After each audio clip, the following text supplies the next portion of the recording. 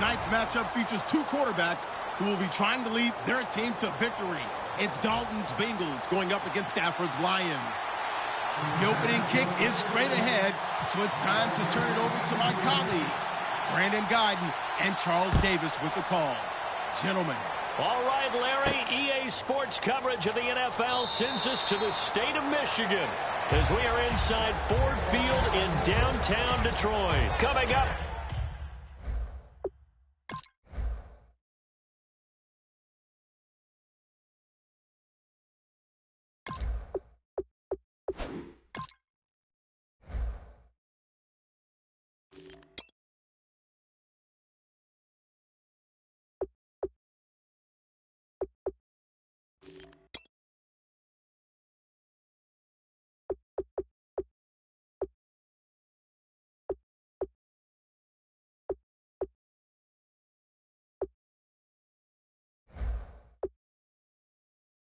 We've got a good matchup on tap between the Cincinnati Bengals and the Detroit Lions.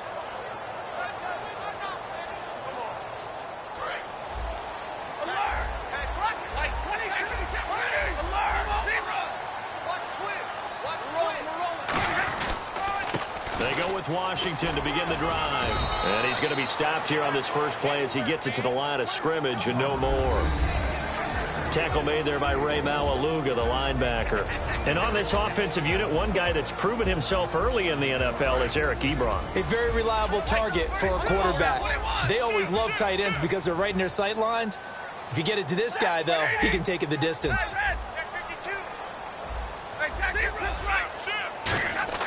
On second down, here's Stafford. The left side completion to Jones. The reception good for 7. It's third down. That was not a completion that results in a highlight video. But at the same time, if you have those kind of completions all game long, eventually one of them might turn into a highlight. Stafford on third down. And some room to work.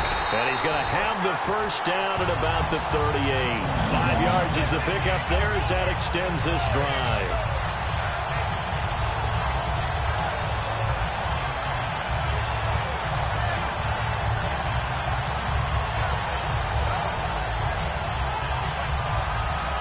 Offense lining up first and 10.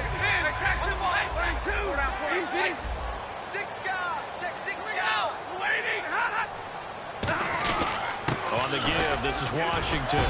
And that one goes for about 6 as he's taken down just shy of the 45. That's the kind of run that gets everyone excited on offense. And, you know, oftentimes the guys who carry the ball are the ones in the huddle doing the chirping.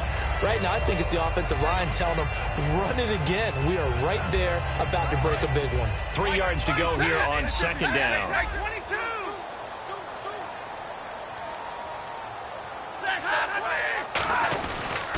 Right back to Washington. And he'll be brought down, losing yardage back at the 40. They lost 4 there, and it's third down.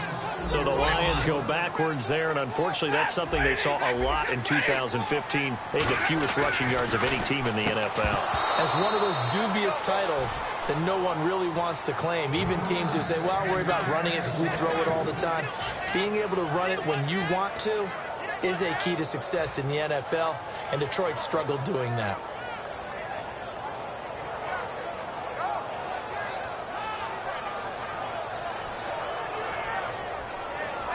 Okay, look at this. The punt team nowhere to be found. They're on the sidelines. Offense going to go for this on the opening drive.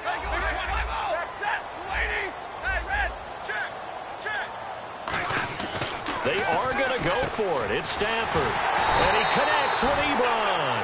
It'll be a 20-yard gain on the play. And on fourth down, they're able to convert and move the sticks. And on this first drive, looks like they want to get that vertical passing game going early. And they did. And what a warning shot they just fired. If you're not going to back up and play coverage deep, we're going to attack you all game long. And once you adjust to that and you start to back off, then that opens things up underneath. A really nice start for them. Great way to get the game going. Give them 3 on first down. It'll set up a 2nd and 7. And the Bengals starting defensive unit now. Carlos Dansby is a versatile linebacker, comfortable at either outside or inside, and always a respected team leader.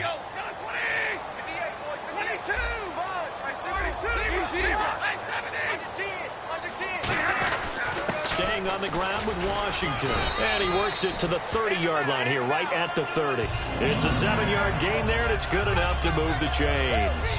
That's a good, nice, crisp run for a first down. I wonder if the defense might have been loosened up a little bit, maybe anticipating a pass instead of the run that they got. So the run gets them the first, and now they operate with a fresh set of downs.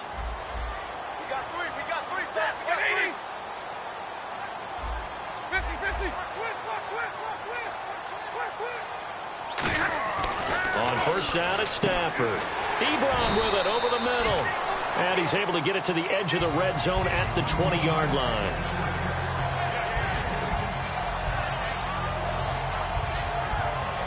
Oh, just play after play after play on this long drive for the offense.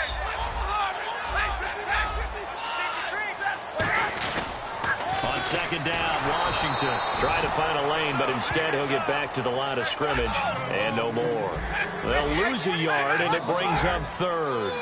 There's so many times during camp and practice that you get bored as a player doing regular drills. But how about that shed and skate drill right there by the linebacker? You do it each and every day. Get the blocker away and get into the backfield and make a big-time tackle. That's what we just saw. And a new set of downs here after picking up the first on the ground.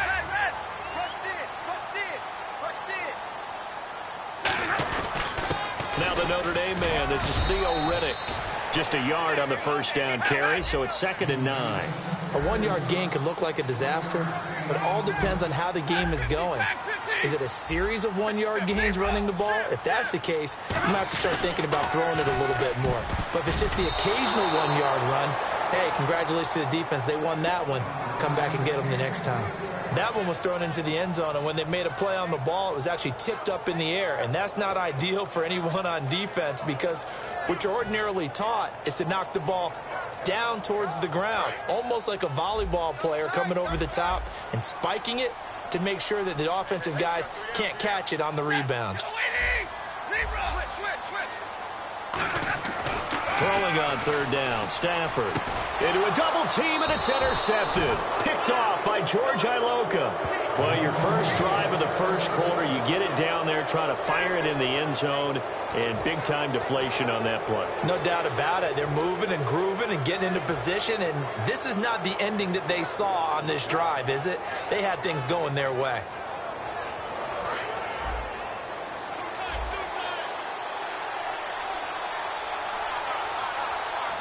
They come out here in the I.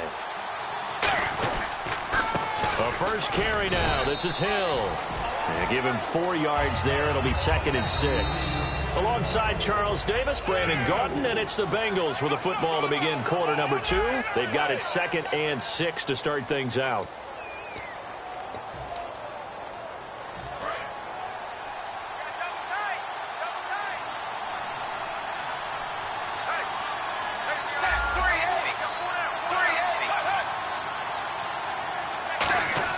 Second down, Dalton. Green with a catch left side. Partner, I was working the Buffalo game when A.J. Green got hurt on, I believe, the second snap and never came back. A hamstring injury, couldn't finish the season, fell just short of 1,000 yards, which is something he does each and every year. And that broke his streak of 5 straight 1,000-yard seasons. So you're right, he does do it every year. That was Week 11 against Buffalo, wasn't it? Week 11, unable to make it back, but still voted to the Pro Bowl. They go play action here on first down. Deep drop, escaping the pressure right. And caught right side, Green. It's a pickup of 16 there, and it'll lead to a new set of downs. There's nothing like getting out of the gate and finding your favorite target. Andy Dalton just did that with A.J. Green. And some people call that a nice fantasy football connection as well. Yeah, they're piling up the points that way. They want to see that continue. And he's going to fight his way forward here for a modest gain. For Jeremy Hill, with the season in the rearview mirror, finished just below 1,000 yards. I think 18th in the league in rushing. And what, his 2 100-yard games both came against Cleveland, I believe. Yeah, if he could play Cleveland each and every week, he would have been well over 1,000 yards. So the thing about Jeremy Hill in the Cincinnati Bengals offense, you think of them as a run-first team. So to me, his 889 yards, disappointing, because I would have thought that that would be a higher number and an increased production from him. He's looking to do that in 2017.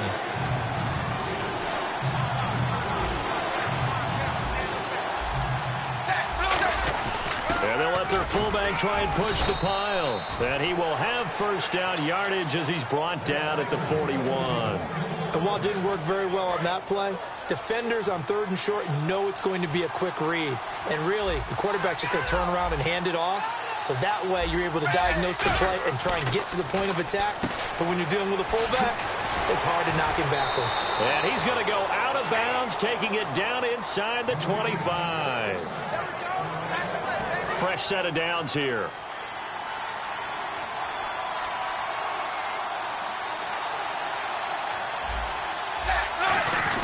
They'll give to the fullback on the dive. And they'll get him down right about the 20. A gain of 3, second down. The end result was brute force on brute force. But think about everything that's going on if you're playing defensive tackle. You're dealing with at least one blocker across from you, trying to deal with him, shed him, and maybe even a second one before you have to try and make the tackle on the big guy. Dalton throwing on second down. And this is caught at the 8. And eventually brought down, but it's near the 5 at the 6.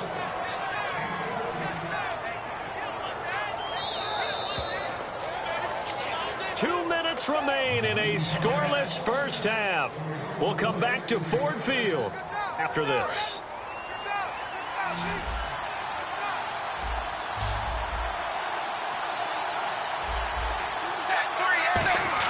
Andy Dalton. Going to go down. Sacked back at the 13-yard line. Brandon Copeland in there to bring him down for a loss of 7. Well, that was point counterpoint, wasn't it? They decided to throw for it on 1st and goal. Instead, the defense counters with pressure, and the defense wins, getting a big sack.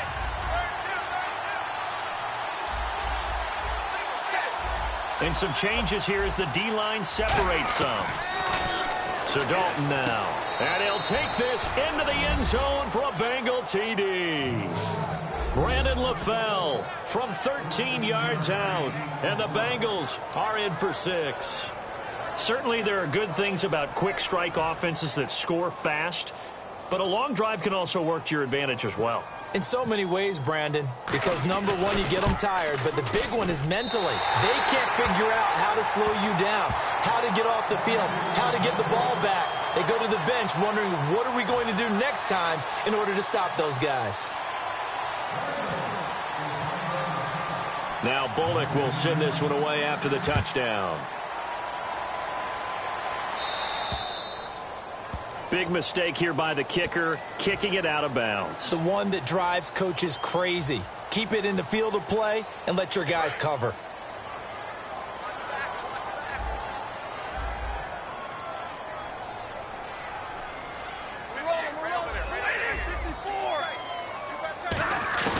On first down, Stafford here. The Bengal pressure gets him that time. Down he goes.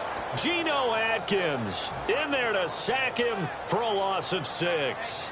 And no matter what the situation, the O-line just hates that because they feel like they didn't protect little brother back there, right? Man, that's just so difficult for them because just think about every single play.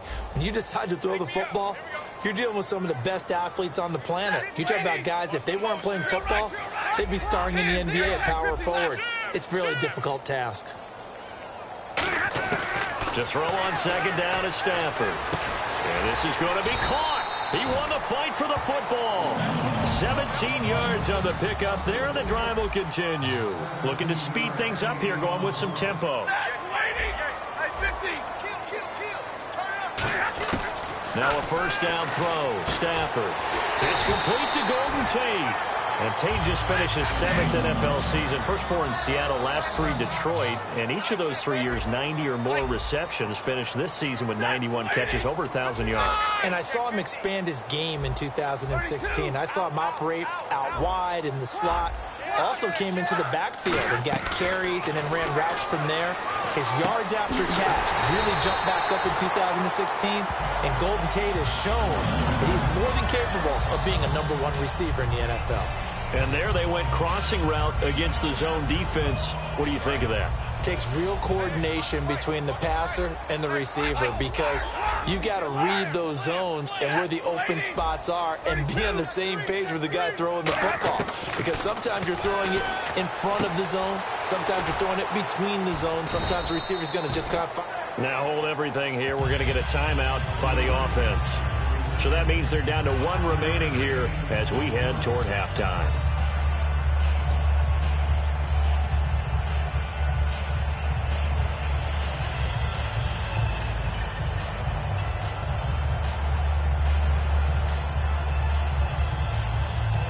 Second down now after the pass completion.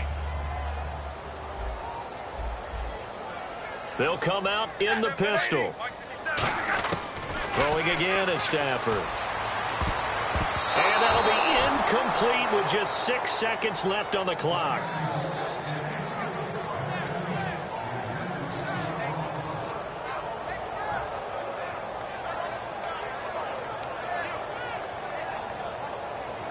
So incomplete on second down. Now they'll look to convert here on third.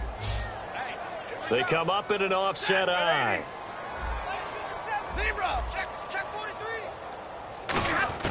Stafford looks to throw again. Into double coverage, and it's intercepted. Picked off by the Alabama man, Dre Kirkpatrick. And his guys have got it back at the closing stages of the first half.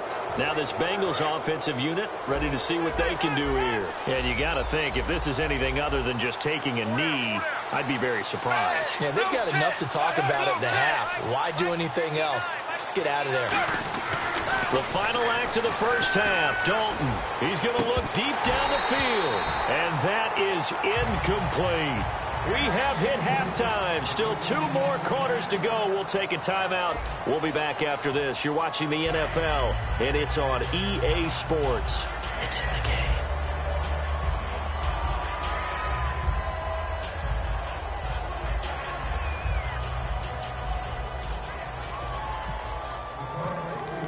So both teams have their marching orders, and we'll get going again here in quarter number 3. This is taken about 7 yards deep.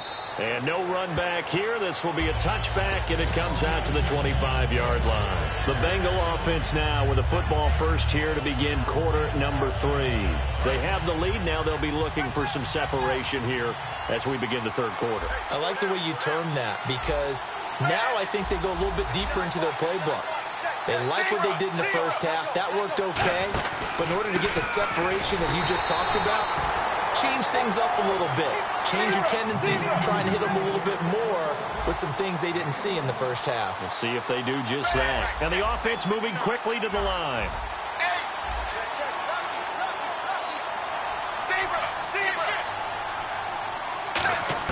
It's second down. Dalton looking. Trying to get it to LaFell, but it's intercepted. A great read, and it's picked off.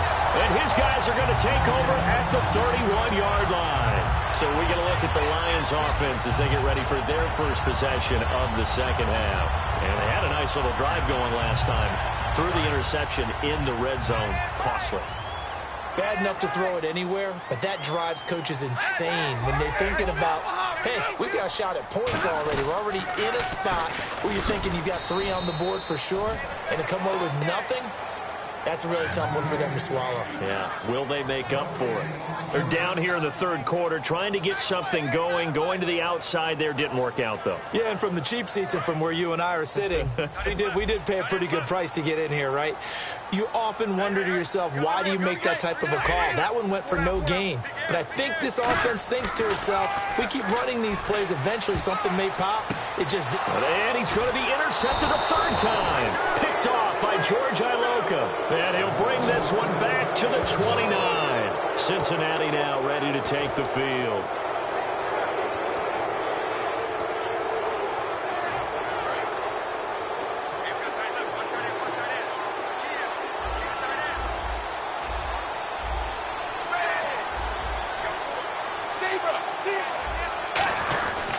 They'll try to get the offense going with Hill. He takes this from the 30 to the 34. Well, so far, this game has gone the way the defensive coordinator had hoped. They've dictated things. They've not let them run the ball very well at all. They gave up a nice game there. I doubt it'll back off their confidence. They've played so well throughout this entire game. Hill, the lone setback. Now they'll run it on the toss. And some space here. 7 yards there, good enough to move the sticks. And third quarter here, you've got the lead. This is where that strong run game can really benefit you. Stayed in bounds there, kept the clock going. I like all the points you just made there. And if you throw the football and it's incomplete, now you've stopped the clock and you've helped out the guys on the other side of the ball. So keep it in the hands of those runners. Keep moving it. Keep grinding clock.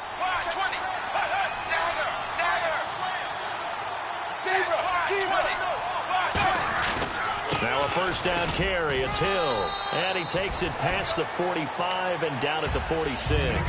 5 yards is the tally on first down. That brings up 2nd and 5. See if they stay on the ground for second down.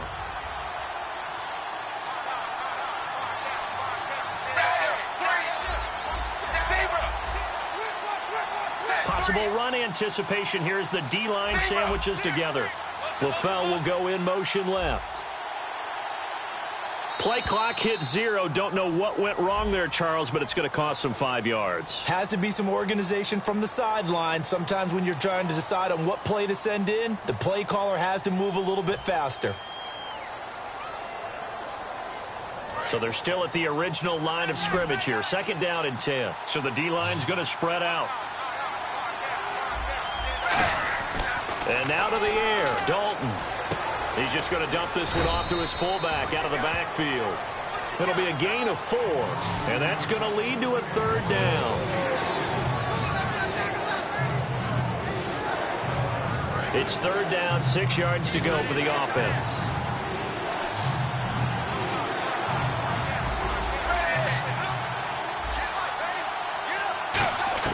Third down, a shot here for Dalton. He gets this one to Boyd. And he's got the first down before being taken down at the 46. 9 yards on the pickup there, and it keeps the drive alive. Did you see that route the way that I did? I thought he was trying to get deep. Yeah, that first. wasn't the first option. No, it came off of that guy, the deep guy. He came underneath on the drag, completed it very well. He takes this for about 6 down inside the 40. Okay, didn't break that one all the way, but you got to know that he feels like he's right on the verge, and that's probably exactly what he's telling them in the huddle right now. Looking to jam the receivers at the line here. Press coverage look defensively. They send Green to the left on his own. Dalton, he completes it to Boyd. That catch good for only a yard, and it'll be 3rd down.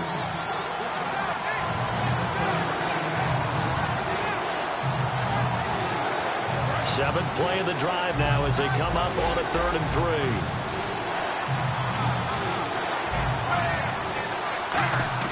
They look to throw on 3rd with Dalton. And this is going to be incomplete. His big tight end, Tyler Eifert, the intended receiver. And it's now 4th and 3.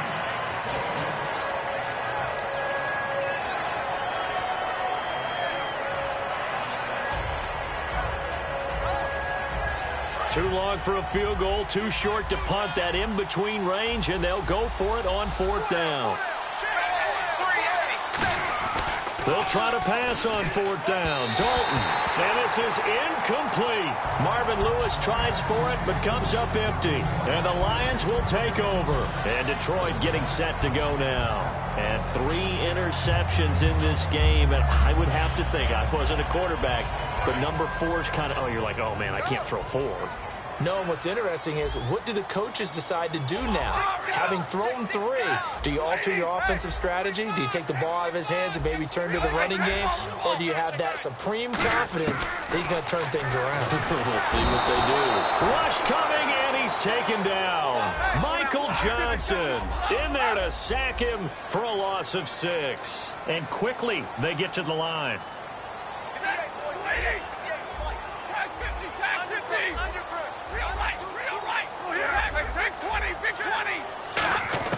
Here's Stafford now on 2nd down.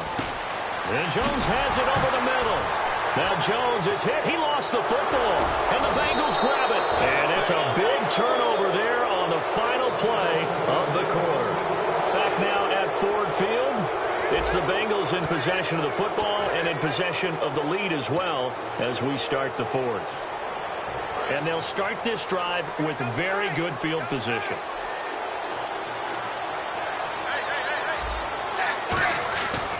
And Dalton hands to Hill. And able to break one tackle, but then quickly brought down. Give him a couple on the carry there, 2nd and 8. Well, they held him to a short gain on that one, and it almost felt like on that first run, they were trying to just throw the jab at him. So how do you stop a jab? Get closer and smother it, just as they did on that last play. They come up in an offset eye. On 2nd down, Hill. And able to push his way forward here for a good little gain. 7 yards on the play, and all of a sudden here, it's 3rd down. And after that type of a run, there's some talking going on down on the field, but it's not trash talking. The guy who just carried the ball, he's going back and telling his offensive line, great job, keep it up, and we'll break that one soon. Looks like the defense in press coverage here. They'll try and run for it. Here's Hill. No gain on the play there, and it'll bring up 4th down. And this defense continues to give them fits. They just can't get really anything going on the ground, can they? I love the theme that you just brought up. This defense has been tough all game long against the run. We just saw another example of it there. Marvin Lewis going to leave the offense out there. 4th down, they're going for it. 4th down, Dalton wants to throw. And Eifert has it. And he's going to have a first down here as he gets this one to the 17-yard line. So the offense has it 1st and 10. 4th and 2, they got it. That was kind of that gray area. Is that a feel thing, whether you go run or pass there offensively? I think it's a feel thing. It's a tendency thing about what you like to do yourself on offense, as well as knowing how strong they are against the run on defense. Got to make a decision, and they made the correct one. You know what really fires up offensive linemen? When the guy that is carrying the ball behind them can create his own space and break a tackle along the way. 2nd down following the run. They send Green to the left on his own. It's 2nd down. Dalton looking. And the hit jarred it loose. It's incomplete.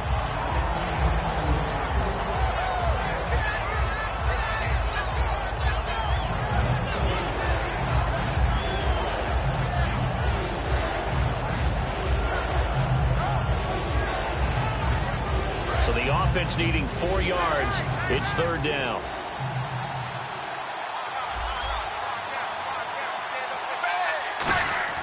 So Dalton now. And incomplete. The contact made the ball roam free and brings up 4th down.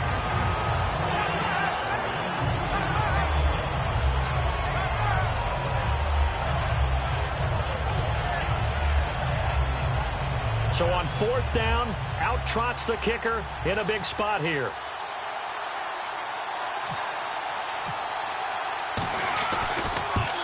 And Bullock will put this one through, and that will make our score 9-0. So a big one there as that gives them a little cushion. And you know, here in the 4th quarter, the fact that they were able to bleed some time off the clock and put points on the board, even if it's only 3, that could turn out to be the drive that ultimately wins them the game. That'll be taken in the end zone. So the Lions offense ready to go back out onto the field. And last time they coughed it up, led to a field goal. They're fortunate that it only led to a field goal, but still, they're not happy about it. Could you sense the relief, though, when they only gave up the field goal? And they were able to trot back out on the field and start this drive. A little more pep in their step because they didn't cost their team a touchdown. But they know they've got to do it a lot better than they did on the last possession. The coach will just be relieved, though, if they recoup with a score here, right? I think the coach would be ecstatic to see them pick themselves back up and now take it downfield, punch in the end zone without turning it over.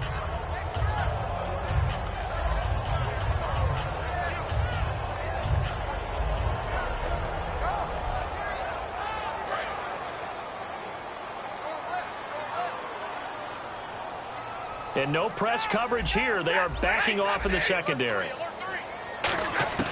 On 2nd and 10, Stafford. And he takes a shot on the release as this will be incomplete.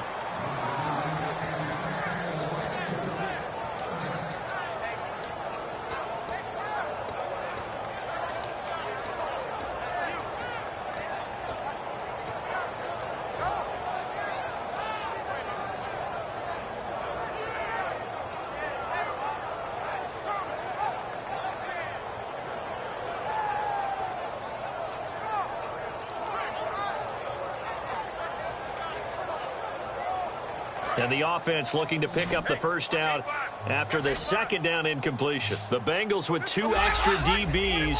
A nickel look on third. Blanketing the passing lanes. Here's Stafford. And this one will go to the 28-yard line. All right, they're going to try and keep hope alive here on 4th down. They're going for it. Short play like that in this situation this late, that's a win for the defense. No doubt. And I remember something Coach Madden used to talk about all the time. Sometimes you can't just take what the defense gives you. You have to take what you need. And in this case, the offense is taking what the defense is giving them, not what they need. Give him 7 on the play, and they're able to pick up the conversion here on 4th down.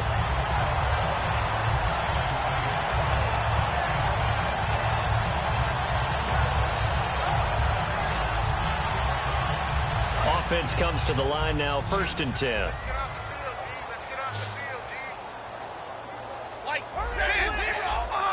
In motion left goes Jones.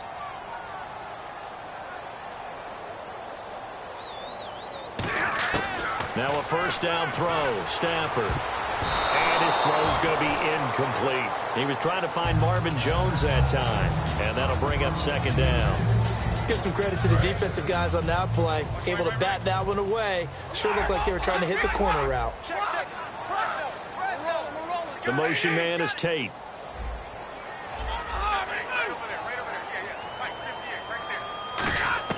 Back to the air. Stafford on 2nd down. Going for the deep ball. And he knocks the ball away, and it falls incomplete. When a ball's tipped in the air and falls incomplete, sometimes it's almost insignificant, but not in this game because 3 interceptions have already been thrown. So when this one got tipped in the air, you just had to wonder, could this be the 4th? Instead, it falls incomplete, and the guys on offense breathe a sigh of relief. Defense really showing respect to the deep ball here, playing off the receivers. It's caught. Jones. And he takes this one all the way across midfield into enemy territory down to the 40-yard line. And they're going to hurry back to the line now. On 1st and 10, Stafford.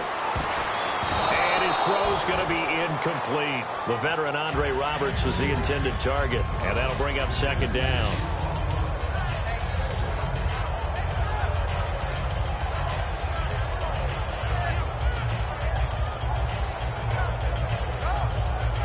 And it looks like this will be the last play before the 2-minute warning.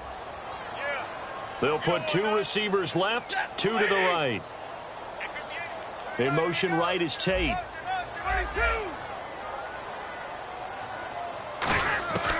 2nd and 10, Stafford again. Time for a break. Oh, hit as he throws there, incomplete. We'll come back to wrap this one up after this.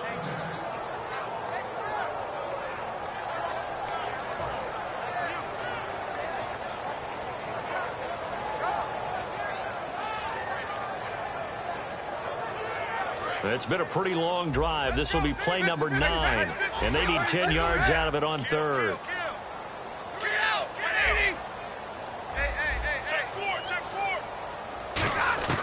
Throwing on 3rd down, Stafford. Caught on the right side by Jones. 11 yards for number 11, and the seemingly endless drive continues.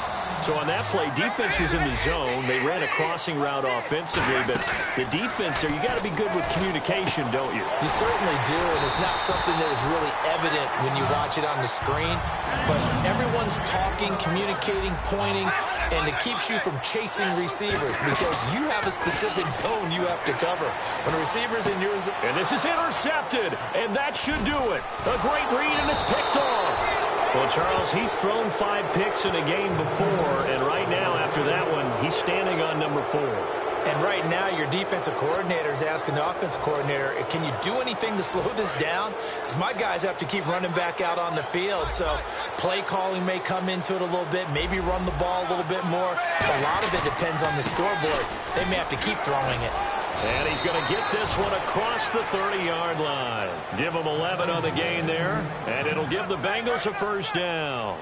Whenever we meet with coaches and they always talk about wanting to establish running the football, it's oftentimes with a good tight end who can control the line of scrimmage and the point of attack, and they're becoming harder to find because the colleges are giving us a whole lot of receiving tight ends, former wide receivers who can run, not necessarily block very well. In this case, though, we saw two tight ends on the field, both of them with the ability to block, and he ran the ball successfully behind that power set. And he'll fight forward maybe to the line of scrimmage, but that's all. Credit him with a 1-yard gain there to make it 2nd and 9. And now it looks like they're going to be in the hurry-up. It's really no surprise to see them running the ball here. They've got the lead, not much time left. They just want to keep the clock moving, and they can win it right now. They pick up 12 on the play there, and they move the chains.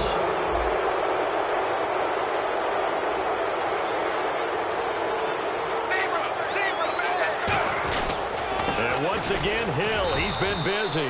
And they go backwards here, losing yardage back. And now the Lions going to stop us momentarily as they call a timeout. It's just their first. They've got 2 more to use here in the final stages.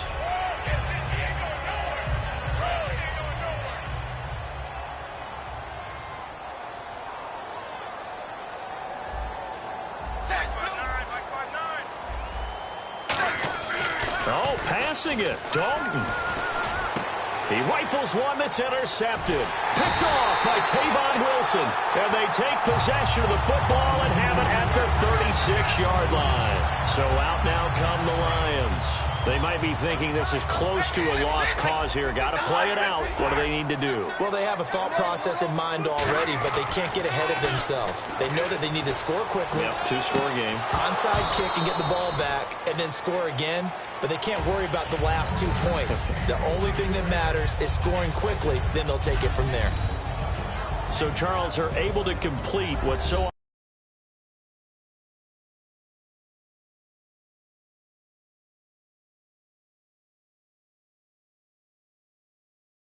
a shutout in the NFL.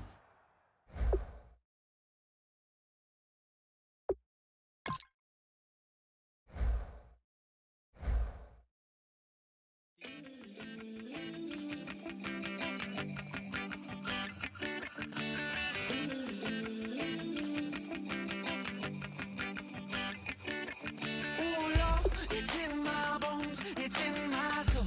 You're never gonna break me down, oh no. I've got gold running through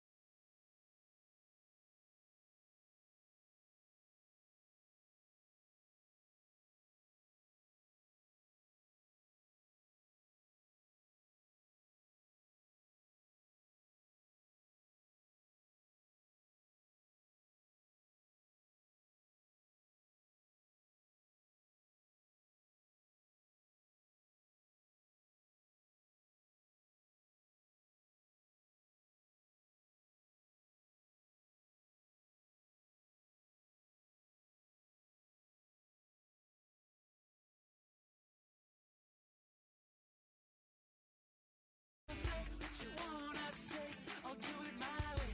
I'm swimming in a sea of dreams all day. Nobody's gonna hold me underneath. You don't gotta believe in me. I know who I wanna be. You don't gotta believe in me. Gotta believe in me. Gotta believe in me. You don't gotta believe in me. You don't gotta believe in me. You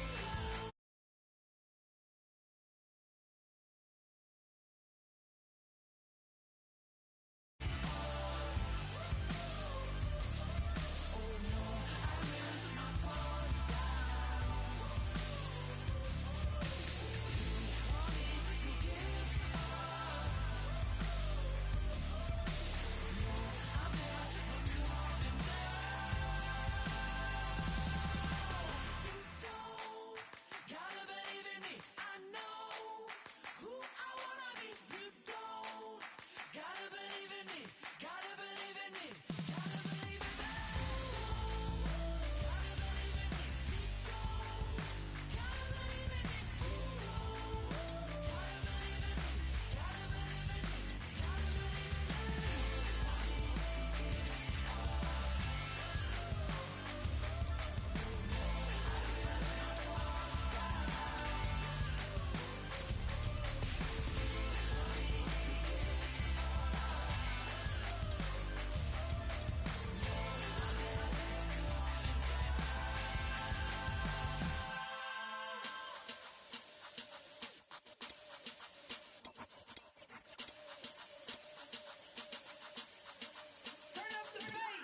Babe, show me what you like. Hey, I put money, I can match it for ya. I'm in this in all white fit, looking like a brick and all them zippers on a jacket on ya. He got a thing for a Latin. He wanna hear a little Spanish in it. I told him it ain't to practice it. I'm about to fill it with the status. Walk up with the click and I ain't looking like the side in this. I'm the opposite cause I'm the main event and boxing in it. As the time been ticking, I've been out here playing my position. I'm about to get it now. Ain't no one about to block the hit. Cause someday, something come along. Someone to tell me I'm someone doing alright, doing alright.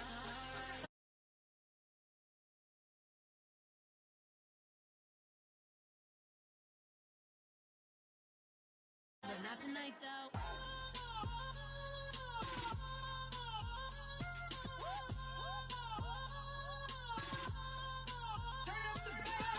Hey, I'm only here for a minute. Bet you want a girl to keep it independent, and I know you gotta like a girl that's disappealing. Get you caught up in the moment, then I'll get you in your feelings. Tell your boys that you gon' meet them later on. Both of us are so taxi, leave the meter on. First time you out in Cali, never tried no this strong, so you gon' have some stories to tell when you take it back home and tell them one time, Snowy always showed you what it's like. Leave you sleepy like the call the umpire. Get you out and get you rolling, get you gotta go. I got a flight up in the morning on someday, something come along. Someone to tell me I'm someone doing alright, doing alright. Somewhere I'll find out someone that's already there. One day I'll be the love of my life, love of my life. But not tonight though.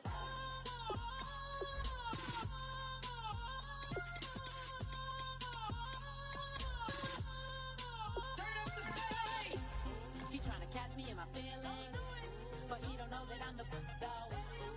Shout out to my that can get it independent and ain't looking for no love though. He tryna catch me in my feelings, but he don't know that I'm the though. He tryna stunt and give me drinks. I got the bottles in the section and I promise to pay.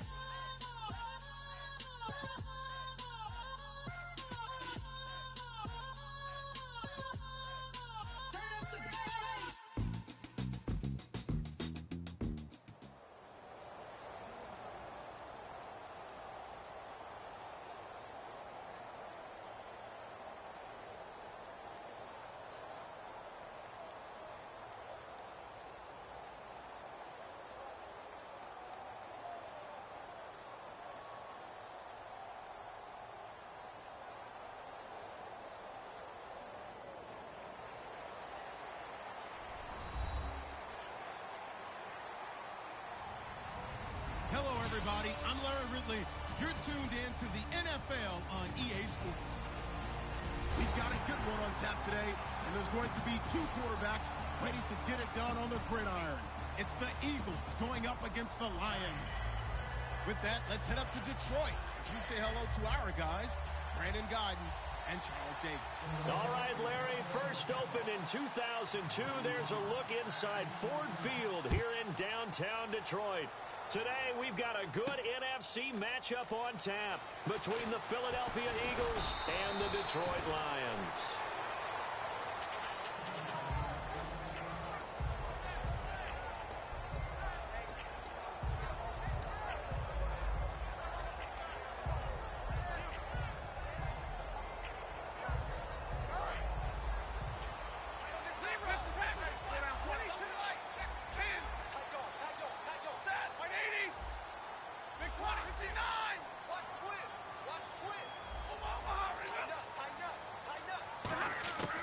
Stafford on first down. Over the middle, complete to Tate. And he's taken down, but not before he gets this into enemy territory across the 40. Of course, the catch was nice, but how about what happened after? Able to stay on his feet and gain all that additional yardage. So many of these slot guys, I think, have running back in their background. Here's the first carry for Dwayne Washington. Just a yard on the pickup there, and it'll bring up a 2nd and 9. And when this offense is clicking on all cylinders, the running back is in sync as well. The focal point.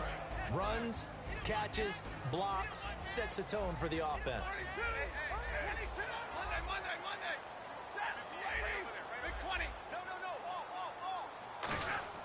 Here's Stafford now on 2nd down. Ebron with it over the middle. And he coughed it up, and the Eagles have recovered.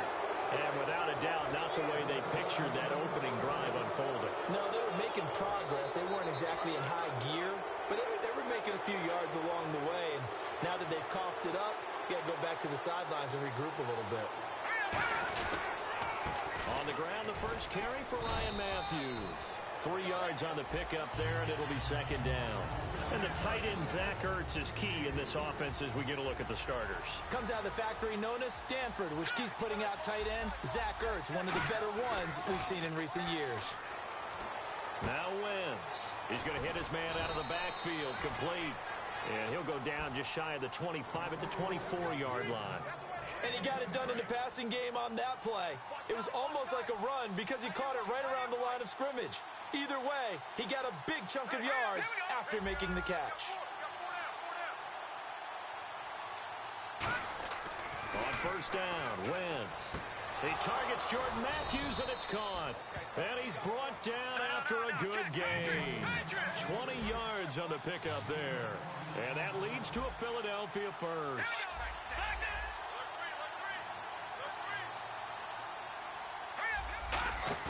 They go play action here on first down. But when this ball's tipped and intercepted, a great read, and it's picked off. And his crew will take over with a football at the 35-yard line. Now the Lions offense, they get ready to head back out there. And they got across the 50 last time, but fumbled and turned it over, so they'll be looking to have a short-term memory here, Mr. Davis. Not only a short-term memory, but a whole lot better ball security. Because if they take care of the ball, continue to move it, their chances of scoring some points, they've got to feel pretty good about. They thought they had things moving in the right direction last time. Fumbles, they don't just affect you on offense, they affect your overall team because now your defense has to make that stand up. Defensive side of the ball for the Eagles. Here they are, the starting 11. And you were telling me before the game, taking this from your knowledge bank, that if they need to improve anywhere in 2017, maybe in the secondary. Is that right? I think you're right on that one because I think they're very happy with Malcolm Jenkins and Rodney McLeod down the middle as the safeties, but they'd love to make an upgrade on the corner position because if you're playing in the NFC East, there are some guys who go out and get the football. And then I think up front, they're looking for a bigger year from Fletcher Cox. He's their bell cow on defense, at defensive tackle, defensive end. They need to have that all-pro season from him again in 2017.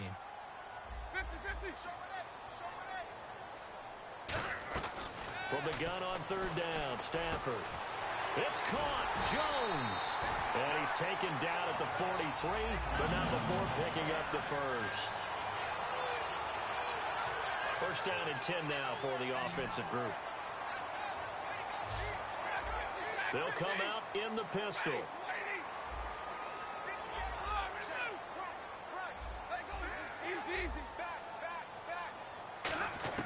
Now it's Stafford off the bootleg. He couldn't quite hold it. Got hit. Ball pops out, incomplete.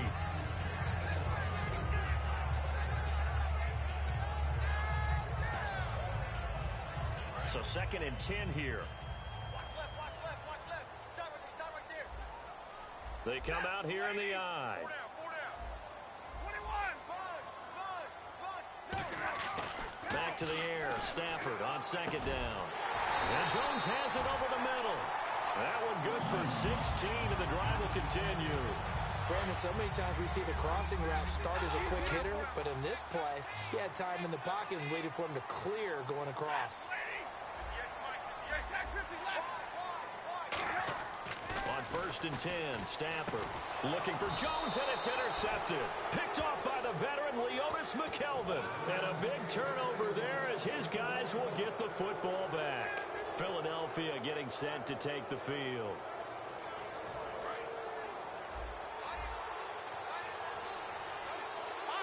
And on the outside, they're playing press coverage.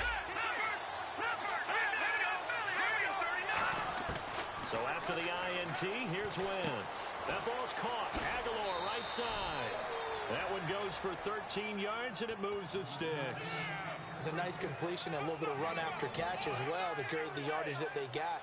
But it is so tough to cover that route, the drag route, because they run it at varying speeds. Because the key is to create hesitancy on the defender's part. Always so empathetic for those DBs, aren't you? They'll run it now out of the gun. Call it a gain of 4 on 1st, and that'll make it 2nd down. And the starting crew defensively for Detroit. As Darius Slay continues to improve at the quarterback position, he may live up to his own nickname as the Slaymaker. On 2nd down, Ryan Matthews. They'll only get a couple up to about the 30. Nevin Lawson there on the tackle. Back live with Charles Davis. I'm Brandon Gaudin. It's the Eagles with the ball here to begin quarter number 2. They'll come up on a 3rd and 4 here to start things out.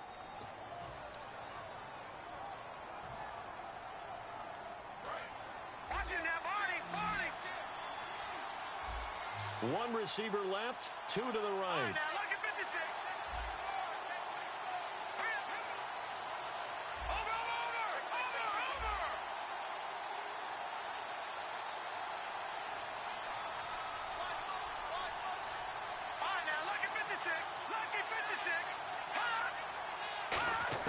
From the gun on 3rd down, Wentz. Aguilar has it. And he's able to get the first before he's taken down at the 36.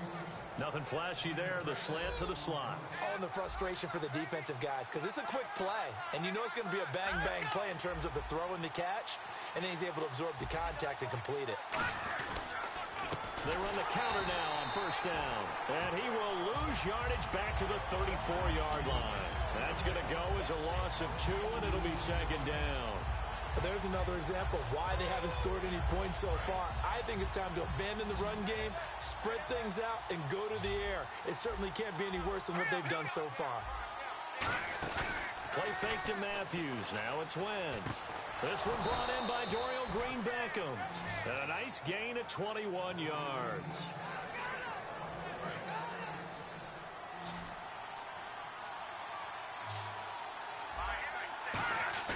They go play action here on 1st down. Rolling to his right. And it pops free. The collision there jarred the ball loose and brings up 2nd down. 2nd down here after the incomplete pass. Back to the air on 2nd down. Wentz. Now they go screen. It's complete. And they go backwards here. Losing yardage back at the 48-yard line. So he loses 3 yards there. Now 3rd down.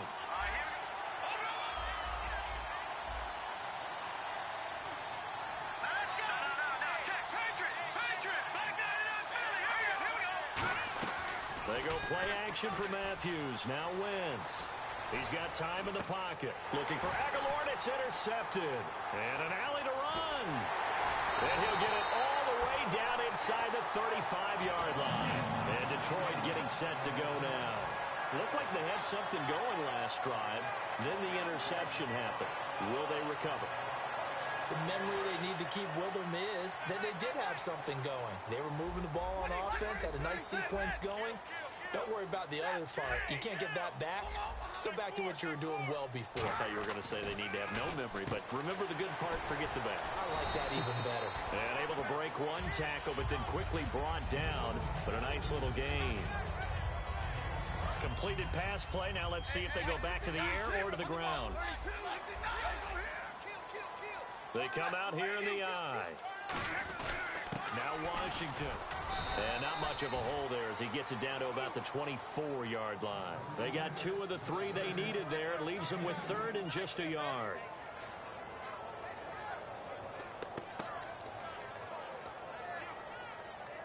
Offense just a yard away from the line they need to gain. 3rd down.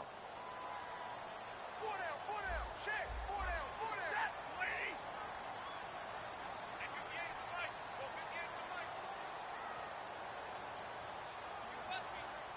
They'll need to get the play off quickly. Stafford looking to throw him. And he's going to be taken down here. A sack back at the 32. Fletcher Cox in there to get him for a loss of 9. And that'll lead to 4th down. Now it's Matt Prater on for the Lion field goal try. From the right hash and call it an even 50 yards. And we've arrived at the 2-minute warning here in half number 1. Now it's Matt Prater on for the Lion field goal try. From the right hash and call it an even 50 yards. And Prater's kick is on the money. It's good. And the Lions are going to take a 3-0 lead. So after the pick, they can't capitalize for 6, but they do get 3. And I know in this situation, most of us want to focus on the offense. You know what side of the ball I played on. Let's give that defense a lot of credit. Taking it over in a sudden change situation and shutting them down. Philadelphia getting set to take the field. And 2 interceptions thrown here in this first half. You hear it, no matter the sport, they say the great athletes, they can kind of have a short-term memory, but that's easier said than done. It is easier said than done, but I played with a guy who threw 2 interceptions in the first quarter of a really big game we were playing. Johnny Unitas? And no, not quite of that level and not of that age. But I was going for the age. I remember looking over at him, and he was smiling. And I thought, what is he smiling about? It's because he had enough confidence in himself that that was a fluke. And he went out and played pretty well the rest of the day. Wentz to throw on 2nd down. Out to the flat. That's complete to his running back. A good job defensively to hold that to 4 yards, and now it's 3rd down. And I see an extra defensive back on the field. Little surprise here on 3rd and 1. To throw, it's Wentz. He finds Aguilar over the middle. 8 yards there and a 1st down.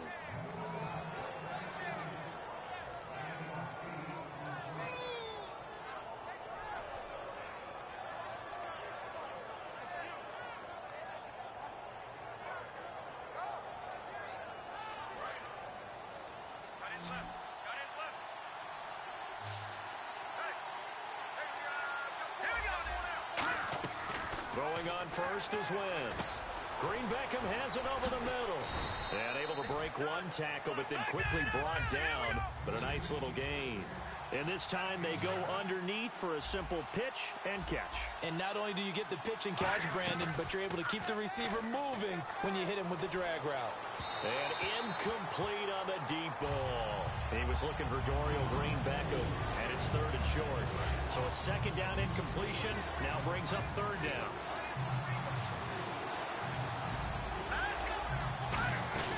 Wentz to throw on 3rd and 1. Complete on the right side to Green Beckham. And he's going to be out of bounds, but able to take it inside the 40-yard line. So here we go, 1st and 10 now.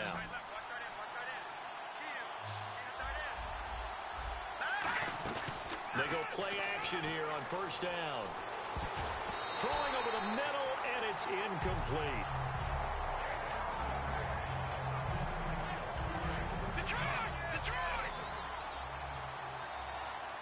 One receiver left, two to the right.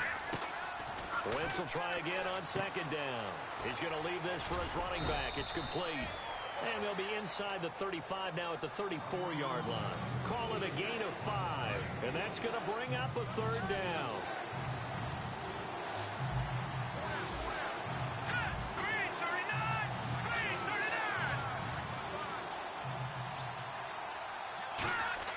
Now Wentz again. And able to complete it to Green Beckham. Now whistles come in. We're going to get a timeout here by the offense. So that means they're down to one remaining here as we head toward halftime. The defensive line disperses a little bit here, maybe expecting a pass. Now Wentz. He couldn't quite hold it. Got hit. Ball pops out. Incomplete. And a really long drive here, and it goes on and on.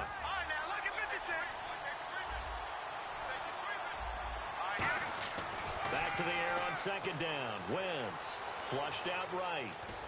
And he'll be out of bounds, taking it just shy of the 10 at the 11 or the 12. It'll be a gain of 6, and they're going to have a third down. Okay, he's not going to get the first down, but this is still a nice job of buying some time and then running to get to the sideline and get out of bounds and avoid the big hit. From the gun on third down, Wentz. And that is incomplete. Down to 15 seconds now. Maybe just a lack of concentration there as he couldn't haul it in. And when you're going across the middle like that, you know, he's running that drag route, you are conscious of all the bodies and the traffic in there. But let's face it, if you're going there, you might as well come down with the football and absorb whatever else happens after that. And Sturgis able to knock it through, and that will tie things up as we head toward halftime. And that three-point tally now means we are even here toward the end of the second quarter.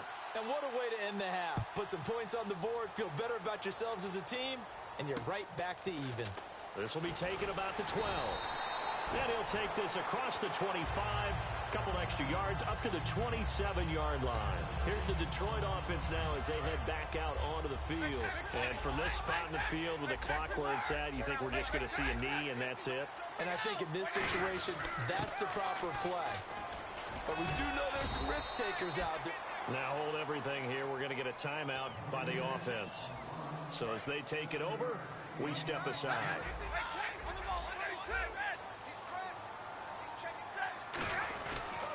They run with Washington. And he went nowhere. Well, he went backwards, back to the 33. First half in the books. You're watching the NFL on EA Sports.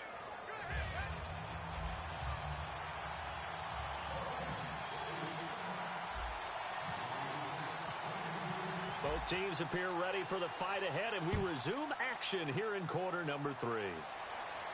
This is taken about 7 yards deep. And last year that would have been a net gain of 5 on the return. This year he stopped where he would have been if he had taken a knee, and that's at the 25. Out come the Eagles on offense first here in the third quarter. They have a chance to break our tie here as we get a look at the first drive of quarter 3. And it's such a tone setter, isn't it? Because both sides trying to seize momentum to begin the half. What do they have dialed up that'll give them an advantage to move the ball downfield? Let's find out what they have dialed up. 5 yards on the pickup, and it's a second down.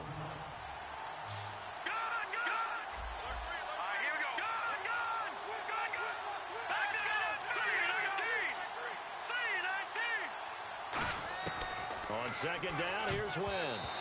And that is incomplete. Nelson Aguilar, the intended receiver, and it's 3rd and 5. He's got to be kicking himself right there. His team's already picked off 2 passes. That would have been the 3rd in the game. And, boy, they've really played well attacking the football. And the Lions going with an extra DB here on 3rd down. Throwing now is Wentz. He's going to flip that out to the flat. It's complete. And he will have a first down here at about the 40. A nice pickup there, 10 yards, and it'll move the sticks. And the offense lining up 1st and 10.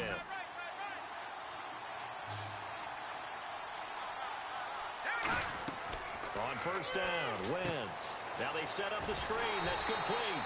And he'll maybe get back to the line of scrimmage, but no more than that. That's going to go as a loss of a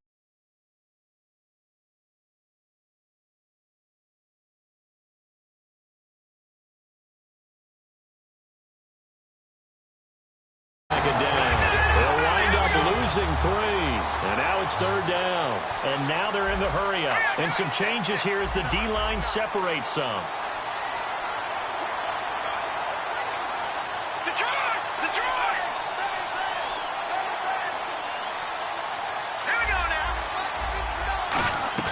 They go play action for Matthews. Now Wentz. Ertz has it left side. And he's going to get this down to the 35-yard line. That one goes for 29 yards on 3rd down. That coach is always harp on the quarterback reading the defense and getting it to the open man. That's good recognition there. And how about what he did after the catch? Yeah, hit your tight end. Let him get some rack. Yeah, when he gets moving, not many guys want to come over and put a hit on him, do they? It's a loss of a yard there, and now 2nd down. If you're a selfish player and you're throwing the ball, you're cool with the completion. Maybe not so cool with the yardage loss, though, huh? Yeah, you went backwards on the yardage. Hey, it kind of works like a sack for the defense there. Yeah, it's a really big play for them, right? Able to figure it out, sniff it out, and finish it off.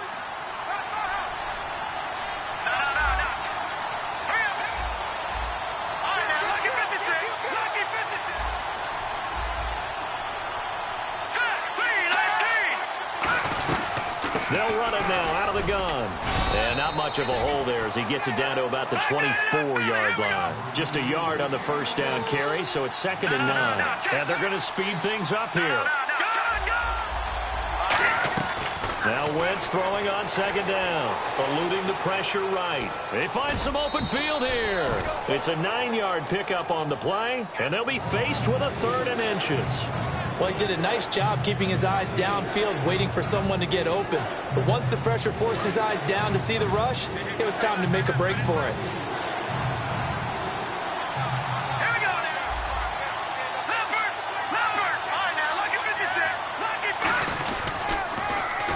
Now it's the all-purpose back. This is Darren Sproles. 7 yards on the pickup there, and now they've got it 1st and goal. I always appreciate runners who understand situations. That was just 3rd and inches. No reason to dance around in the backfield and try and break off a bigger play. Just go pick up the 1st down, and that's exactly what he did. And the D-line pinching together must be expecting the run. Now they'll throw it. Wentz. That's caught at the 2. A gain of 6 there on 1st. Finds a tight end in the middle of the field. Just a simple stick route. Decent gain. Doesn't get you a whole lot, but it's pretty reliable, isn't it? And tough to defend. They come out with 1 back and 3 tight ends. It's a toss right. Ryan Matthews. And he's in for an Eagles touchdown. Ryan Matthews punching it in from a yard away. And the Eagles have taken the lead. And, Charles, when you catch that toss going right or left, really, but right in this instance, do you go straight for the pylon? Is that where you're going? Well, typically you want to try and maneuver people a little bit so you have some space to get to the pylon. So I want to make sure I try and move them a little bit to the inside, and in this case to the left, so I can get to the right side and get to that pylon and wink at it as I go by. And no, it falls incomplete. So the 2-point conversion, no good.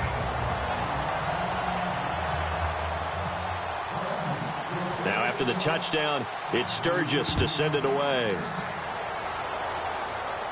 This fielded a few yards into the end zone. And he'll get across the 20 before he's brought down at about the 23-yard line. Now we take a glance at the offense as they work their way back out for their first possession of the 2nd half. They trail offense, first time to touch the ball in quarter 3, and we'll see what they can do. And I can't wait to see what they have planned, because some teams script to start a half. Other teams just go, okay, these are the sequence of plays we want to run. These things worked well for us. And sometimes they throw in that big chunk play right away. Shocker. Try and get after them early and try and create a big play to give themselves some momentum. See what they have up their sleeve. Try to get one more in here before the quarter breaks. Back now at Ford Field. It's the Lions trailing, but with possession of the football as we get set to bring you the 4th quarter.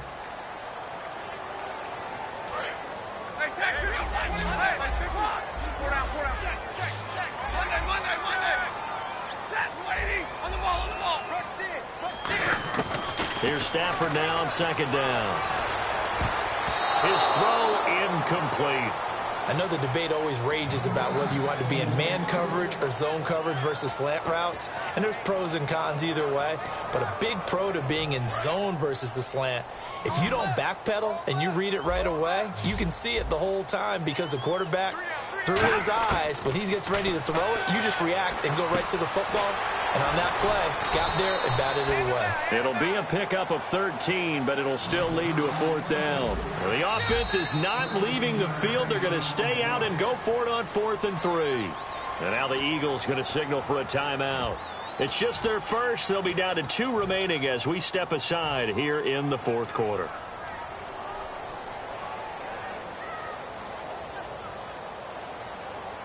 And they're going to at least line up to go for it here on 4th down.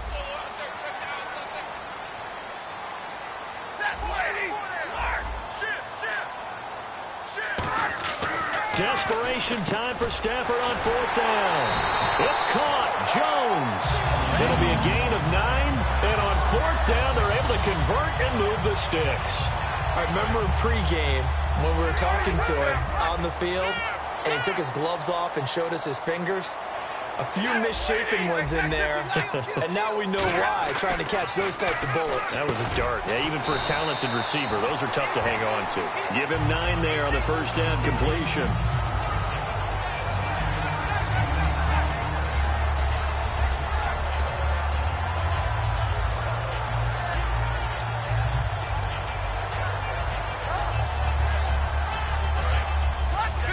And some extras coming up on the line here, readying for the blitz. They'll run it now out of the gun. And he'll be brought down at the 45-yard line. It's a pickup of 6 and good enough to move the chains. 2nd and 1 and people want to run the football. This is where every back in the league is supposed to do exactly what we just saw there. Pick up the 1st down. Jones now in motion left.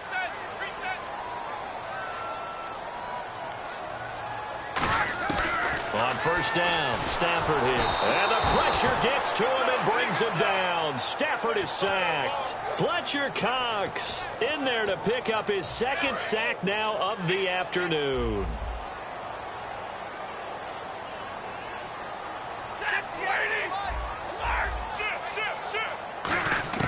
On 2nd down, here's Stafford.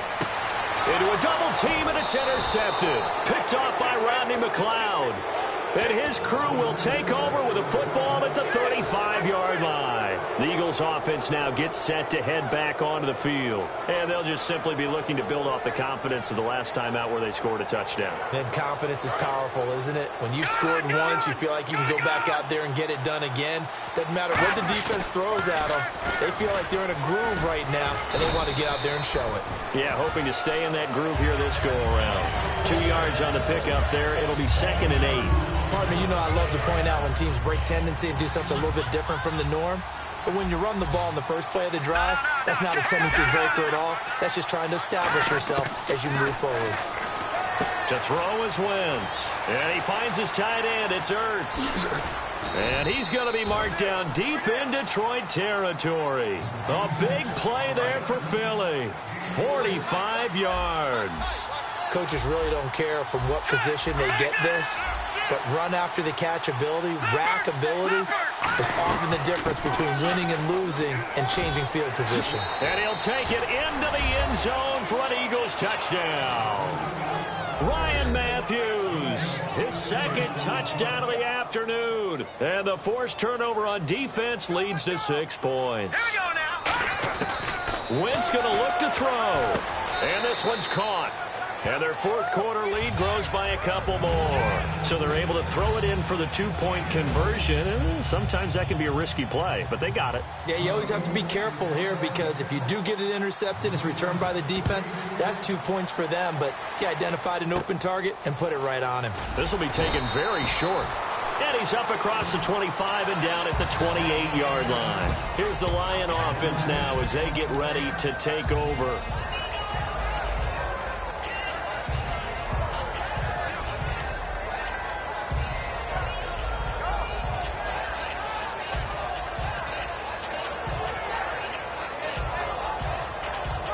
And And they'll try to squeeze in one more play here before the 2-minute warning. Again, we'll see the pistol here. They go back to the air here after the INT on the last drive. Time for a break. We'll come back and see this one out after this. Just 2 yards to go here on second down for the offense.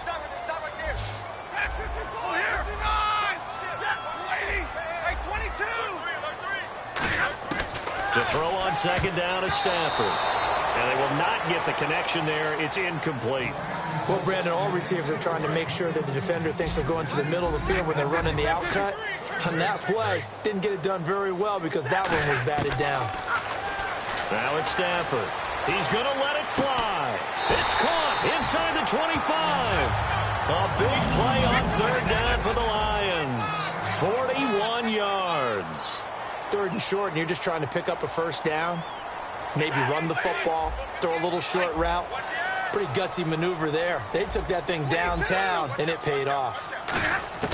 On first down, it's Stafford. To the sideline, and oh, a nice catch there. Made sure the feet were inbounds, and they were. So they complete the pass, and now they face a second down. Another pistol look here. Stafford looks to throw again. This will be caught just inside the 10. It's a good gain of 11, sets him up first and goal. Slant route's effective no matter who's running the route and catching the ball. But when you have a receiver of that stature, you have to be a little bit more precise throwing it. You don't have the same catch radius with the bigger targets. Back to throw. Snap. And this is intercepted. And that should do it. Picked off by the linebacker, Stephen Tulloch. And a big turnover there as his guys will get the football back. Philadelphia getting set to take the field. And they were able to punch it in the end zone last time. They'll be looking to do that again here for the defense. Obviously, they'll be looking to stop them from punching it back in the end zone. It always is punch-counter-punch, isn't it? And now the Lions going to stop us momentarily as they call a timeout. It's just their first. They've got 2 more to use here in the final stages. And after the play on the ground, that brings up second down here.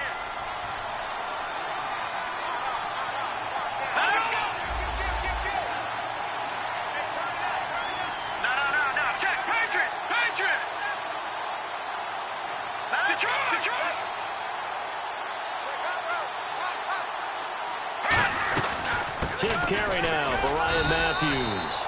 And we're going to get another timeout called by the Lions. That'll be their second, so one more chance to stop the...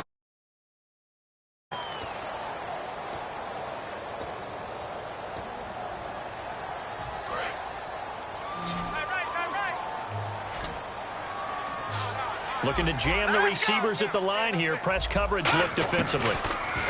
Now Wentz. And he connects with Ertz. And he will have the first down here as he's up to the 15. They're going to hurry back to the line now. Here we go now. Oh, look at this. Wentz going to throw. And it pops free. The collision there jarred the ball loose and brings up second down.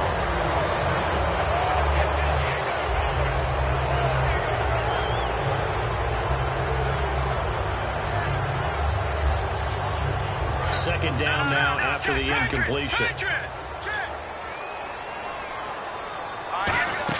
They go play action for Matthews. Now Wentz sliding out of the pocket. Now he'll let it got his man complete.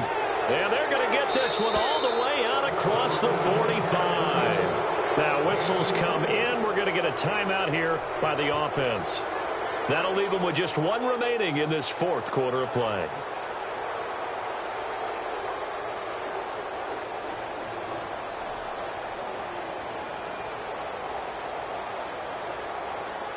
Fresh set of downs here.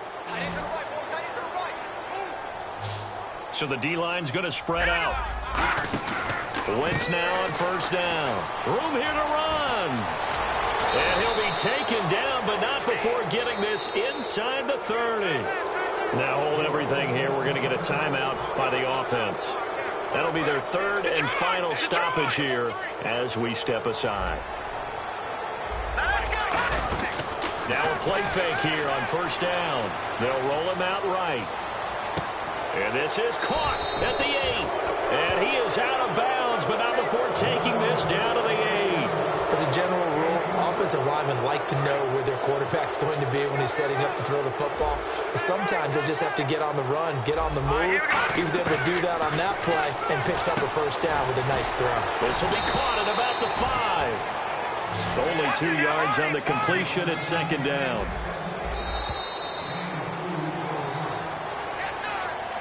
A road win. And You don't want that. You don't want that.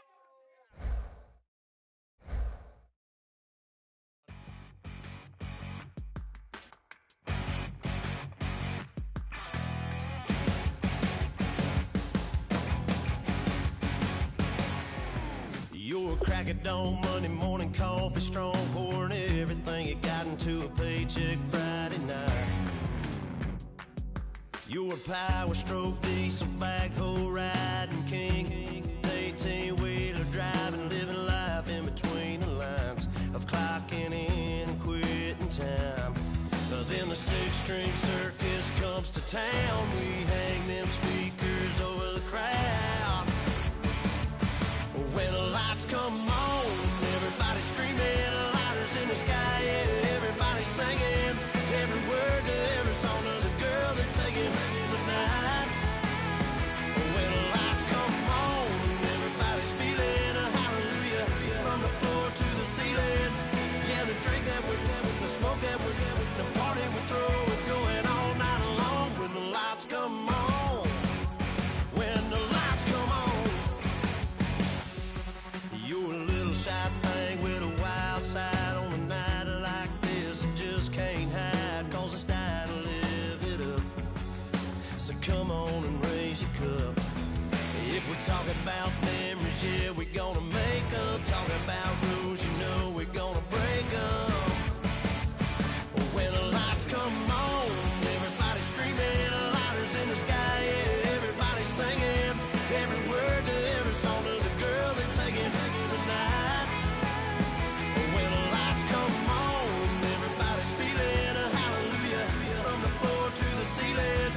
Yeah, the drink that we're having, the smoke that we're having, the party we throw, it's going all night long. When the lights come on, when the lights come on.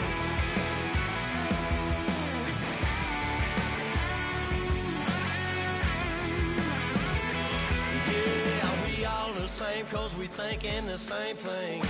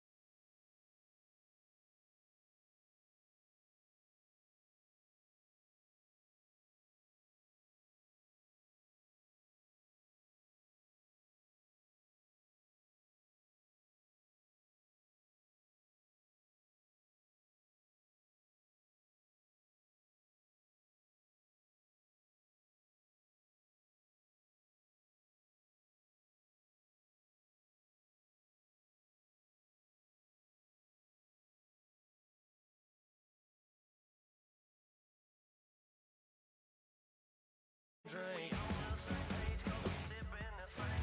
Here's a little something to thank y'all for showing up. Aldine and the boys are about to blow it up. When the lights come on, everybody's screaming, lighters in the sky, yeah, everybody's singing every word to every song of the girl they're taking tonight. When the lights come on, everybody's feeling a hallelujah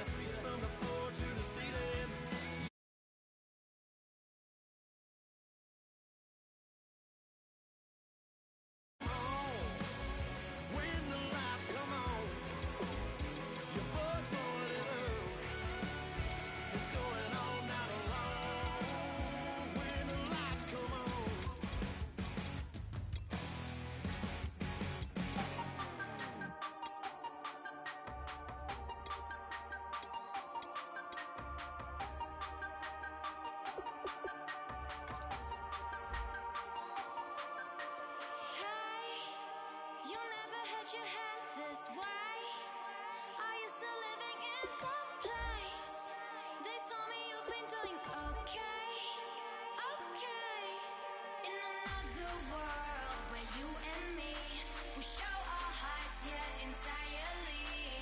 Deliver me from reality and take me to my fantasy. Tell me we can make this real if we can follow what we feel. I'm running but I've reached the edge, and now I'm falling, so promise that you'll catch me.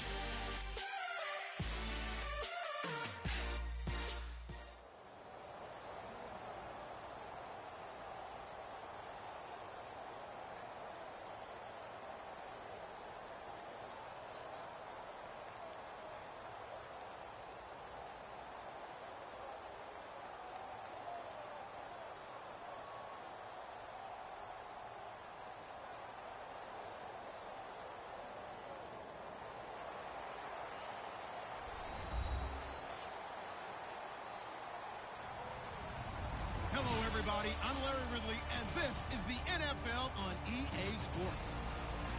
Tonight's matchup features two quarterbacks who will be trying to lead their team to victory. It's Ryan's Falcons going up against Newton's Panthers. With that, let's get up to Charlotte, North Carolina, as we bring in our broadcast team of Brandon Godden and Charles Davis. Thank you very much, Larry. We are here on a beautiful afternoon for football. Today, we've got a good NFC matchup on tap between the Atlanta Falcons and the Carolina Panthers.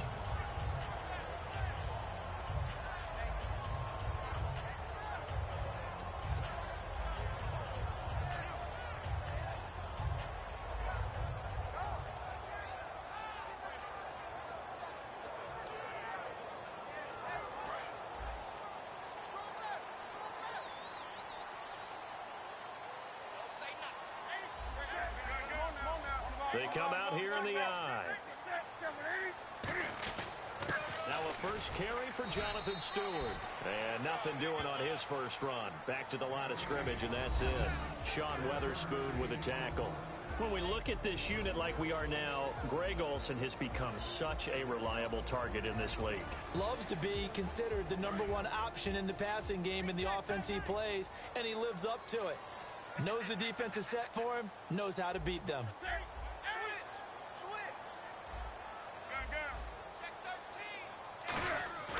To throw on second down is Newton. Over the middle, and it's incomplete.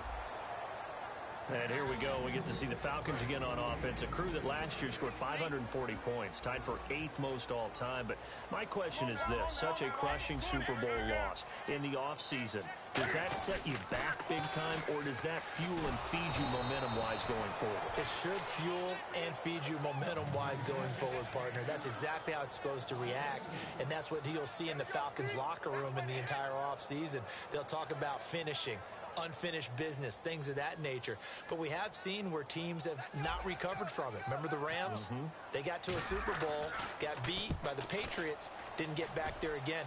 The Broncos in 2013, #1 offense, #1 scoring offense. They didn't get back in 2014, but they did in 2015. So you can recover from it. A nice job on the return there, 16 yards. And it'll be Falcon football as they take possession. The defensive line disperses a little bit here, maybe expecting a pass. They'll run for the first time with Devontae Freeman. And he is going to lose yardage here. That's going to go as a loss of 4, and it'll be second down. And the offense there, the O-line, everybody really on offense, they were just manhandled at the point of attack. Yeah, you could pretty much call them all out, couldn't you? Almost by name, right?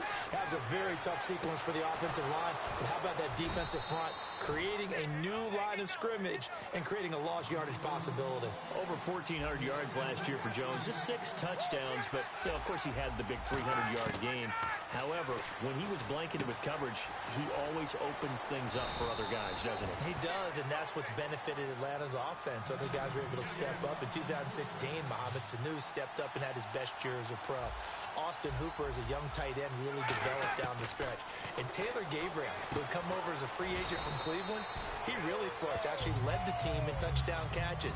But there's only one Julio Jones, and you want to get the ball to him as much as possible. Here's the offense, and we talk about the tight end, Jacob Tammett. A lot of people thought of him as simply a safety valve receiver. He can be a primary receiver. Jacob Tammett shows better athleticism than what people expect. Ryan will throw again. They'll set up the screen for Freeman.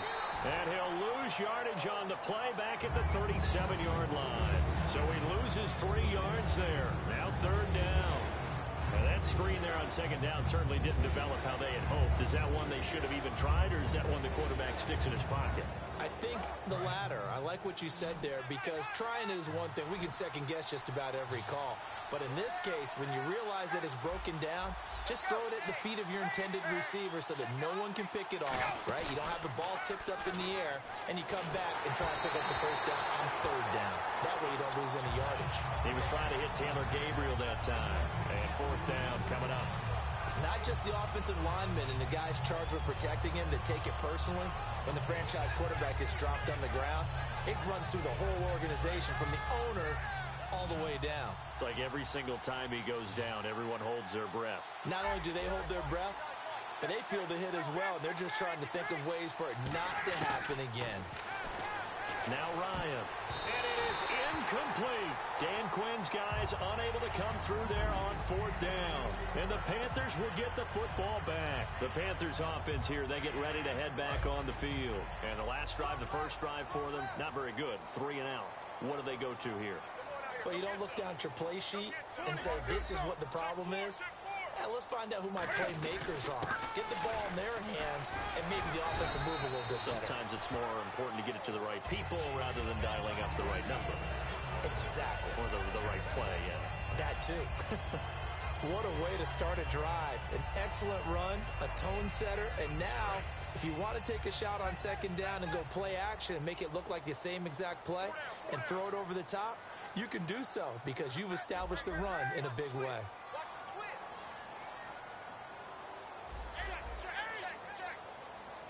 Play clock winding down. Here's Newton now on 2nd down. And this is caught. It's Greg Olsen. A nice gain of 21 yards.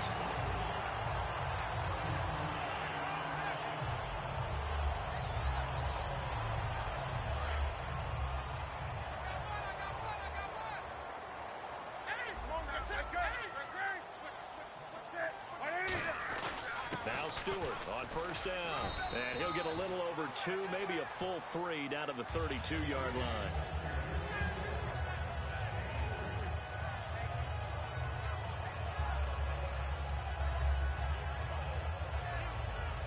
See if they stay on the ground for 2nd down. They come up in an offset eye.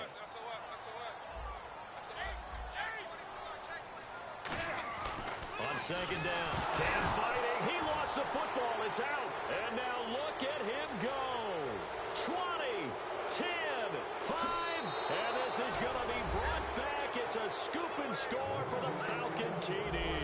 And give some kudos to the defensive coordinator, I think, here. They bring the blitz, they dial it up, and it turns into 6 points for them. It's so nice to hear you actually give kudos to the defense. It is so nice. You're such an offensive guy like that. I love it. He dialed things up, and boy, a big play resulted for his guys. Well, you like the credit to the defense there, right, my friend? Yeah, do I ever? And you can bet they're preaching 2 hands on the ball here as the kick's away following that fumble return. That's fielded in the end zone.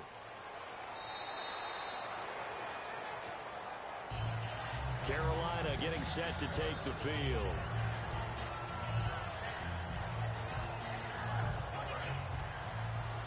Shift together here from the D-line.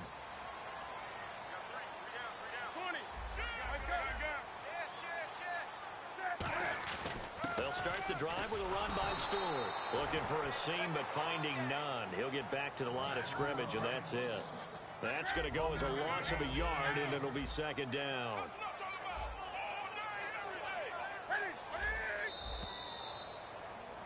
With my good friend Charles Davis, Brandon Gaudin with you. It's the Panthers in possession of the football as we begin quarter number 2, but they face a 2nd and long to start things out.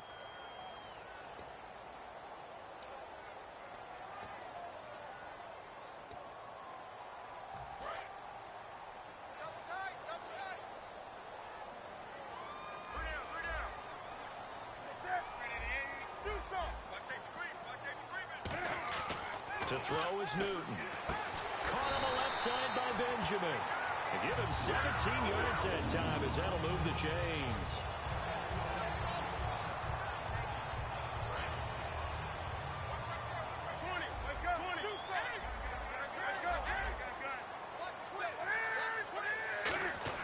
Here's a give to the fullback. That's Johnson. And he will be brought down at about the 43 that time. 2 yards on the carry there. It'll be second down.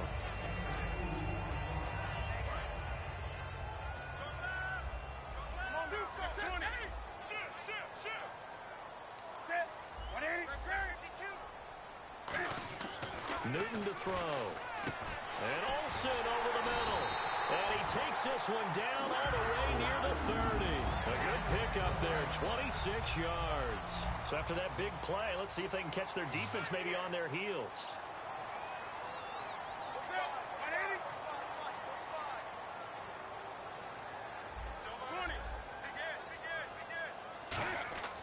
On first down, Newton. That is caught right at the 10-yard line. A nice gain of 21 yards.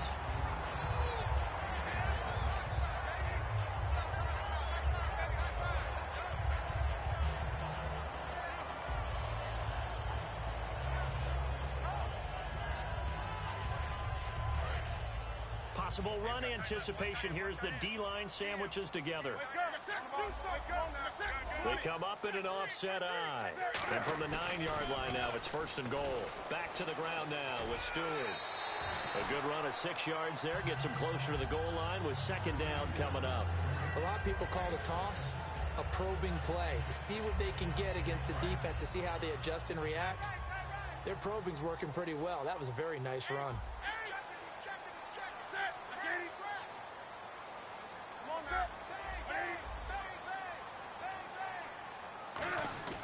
To throw on second down is Newton. That's caught at the 3. And he will take it across for a Panthers touchdown. Their dangerous wide receiver from 3 yards out. And the Panthers are now an extra point away from tying up this game. It's good, and we're all tied at 7 apiece.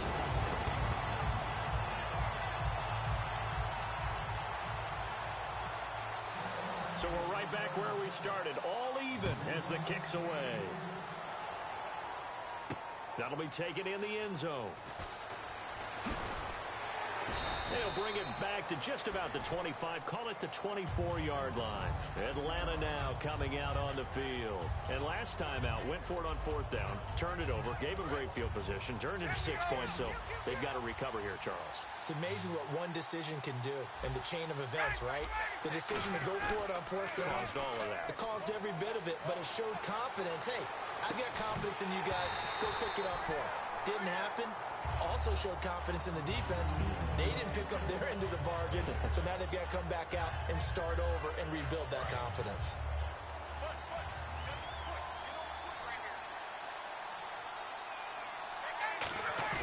A fake to Freeman. Now it's Ryan. And he's got his man in stride, complete. Yeah, they're going to get this one all the way out across the 45. They go play action here on first down. Got a man, and he hits him in stride. And he'll be taken down, but not before getting this inside the 30. And the D-line pinching together, must be expecting the run. He's got his man on the crossing route. And down he goes, taking it inside the 10 to the 7.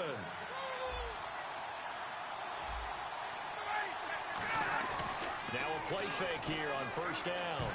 Toward the center of the field, but it's incomplete.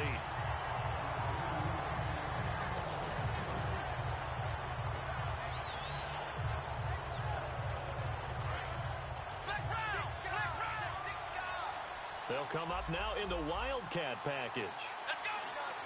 Out of the Wildcat, this is Freeman. Coleman now. And this is going to result in losing yardage. They're driven back to the 8-yard line. He lost 2 there, and it's third down.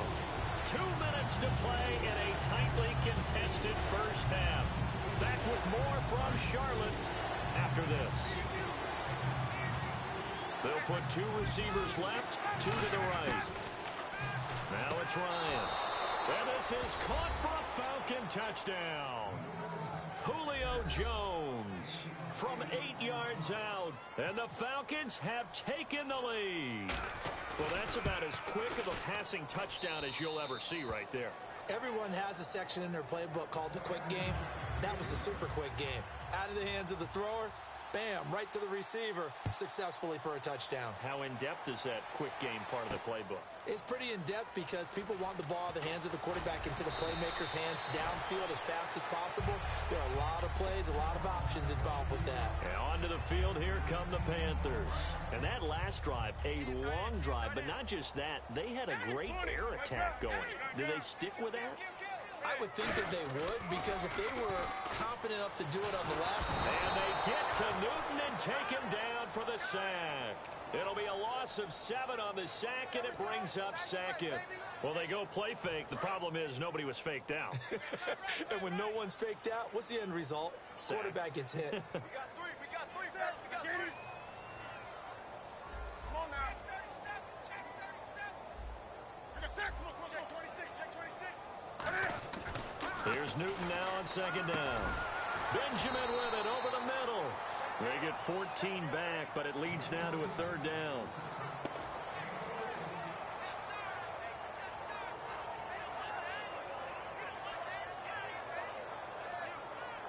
Third and 4. Left. Watch left. They come out here in the eye. Check. Newton to the sideline, and oh, a nice catch there.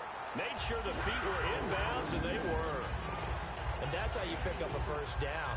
Not only does he make the catch, but has enough body control to get his feet down inbounds, toe tapping, and dragging to make sure he gets it done. This is Johnson, the fullback. And he'll push his way forward to about the 32. Give him 5 on the carry there, and it'll be 2nd down. And there's the pickup you want on first down. All offenses say, you get me 4 on first down, we'll take it. How about if you get 5? They'll really be happy. Again, they keep it on the ground, and again, it's Johnson. And he is met at the line of scrimmage, and he goes down right there. They'll say no gain on the play there, and now it'll be 3rd down. And for the Falcons, 5 men in the secondary, now on 3rd.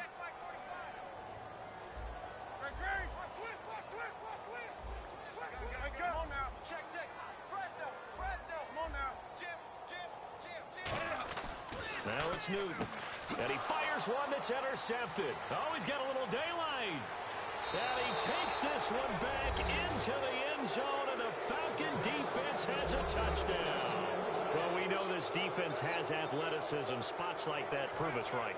I love the way that you spotlighted the athleticism, because you and I both know the best athletes on the field, they play on defense. Oh, I don't know. I was a kicker. You got to remember that now. Come on. Fine.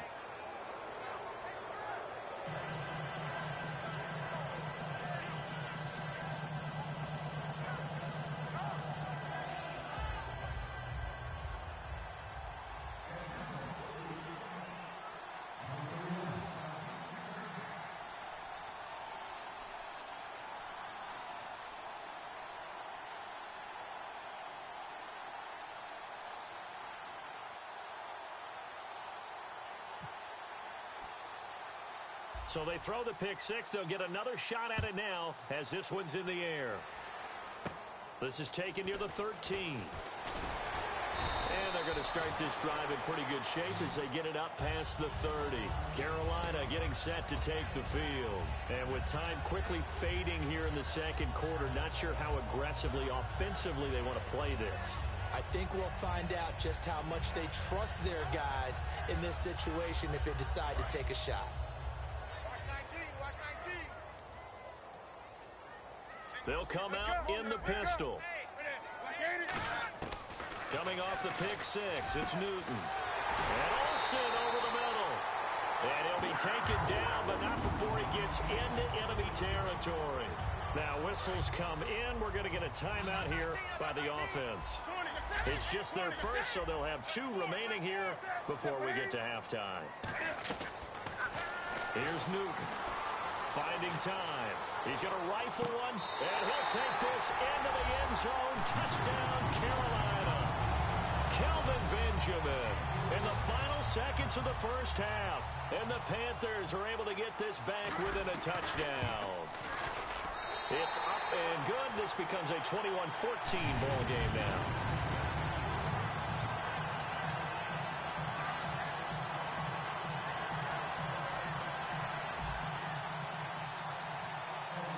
Gano now following the touchdown here to kick it away.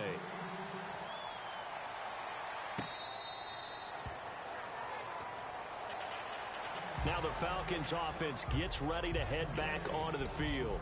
And from this spot in the field with the clock where it's at, you think we're just going to see a knee and that's it? And I think in this situation, that's the proper play. But we do know there's some risk takers out there that may want to take one more shot before the clock runs out. And he's going to go down. Couldn't get a throw off with the pressure. Maybe that... never mind, Larry. Forget your halftime report. Apparently, we are set for the third quarter of action already.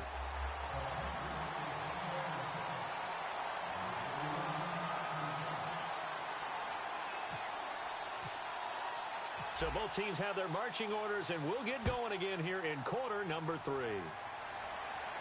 This is taken about 7 yards deep. And the decision to come out is going to cost him 5 yards with a new rule as he's taken down right at the 20-yard line. Atlanta now coming out on the field. They have the lead. Now they'll be looking to extend that lead. And this is where I enjoy talking about one of my favorite subjects, tendency breakers, or counters as I also like to call them. You've done things in a certain way in the first half, and they've had the ability to see what you've done. They're going to make their adjustments. So guess what? You adjust yourself and try and stay ahead of the pace because you are looking for some separation in this ball game. The adjustment to the adjustment. Without a doubt. Show him one thing, hit him with something else. And he'll get this up over the 25 to the 26. He's able to rattle off 6 on the carry, and that'll get him to 3rd and 4. Looking to speed things up here, going with some tempo. On 3rd down, Devontae Freeman. No gain on the play there. A nice job defensively, and it likely forces a punt situation on 4th. Great play there off the end. Question, Charles, in a 4-3, you hear about the D tackles a lot. What's the role of the ends? What they want to do is control the edges of the defense. And you always hear about an offense talking about setting the edge in the running game. Well, the defense wants to do exactly the same thing. And the defensive end, often against an offensive tackle, sometimes a tight end, they can't let themselves get a hook and let a running back get outside. Because if they do that, that hurts the integrity of the defense overall. My man, the encyclopedia. Crashing in from the end there, not to disrupt the pass game, but to disrupt the run game. Yeah, I love the distinction, too, because the good defensive ends, they can do it all. Set the edge in the run game, make sure that no one can move it that way, and, of course, rush the passer. On that play, use the speed to get there in the run game. In my book, that's running the ball well, but with intelligence. How about him keeping the clock moving, staying in bounds? Yeah, even though it's the third quarter, you're thinking ahead, aren't you? This is where your running game can really help you with a lead in the second half. I agree totally. It's not just end-of-the-half situations that you worry about the clock. It's throughout the game. And with a lead, stay in bounds. Make them fight harder to try and catch you. And the quarterback is actually split out wide there in the Wildcat. Let's go! And the direct snap, Freeman. Coleman, and he'll fight his way forward to about the 48-yard line. Give him a couple on the carry there, 2nd and 8. 2nd down following the run.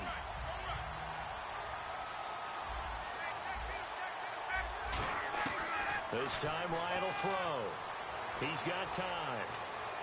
Now he'll escape to his left. And he's got his man in stride, complete. They give him a gain of 38. On any given pass play, you never know exactly where your exit points are going to be. On this play, he was flushed to his left, still on the run, able to accurately throw the football for a nice first down.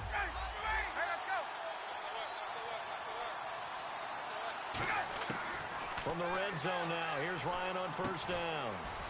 Caught out left side by Robinson. Give him a couple on the catch. It's 2nd and 8.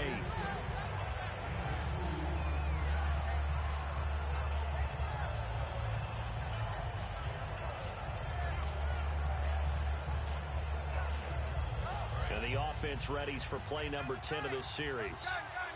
They'll come out in the pistol. On second down, Freeman. And this play gets blown up. They'll lose yardage back at the 17. That'll go as a loss of 5. And it'll be a third and about 13.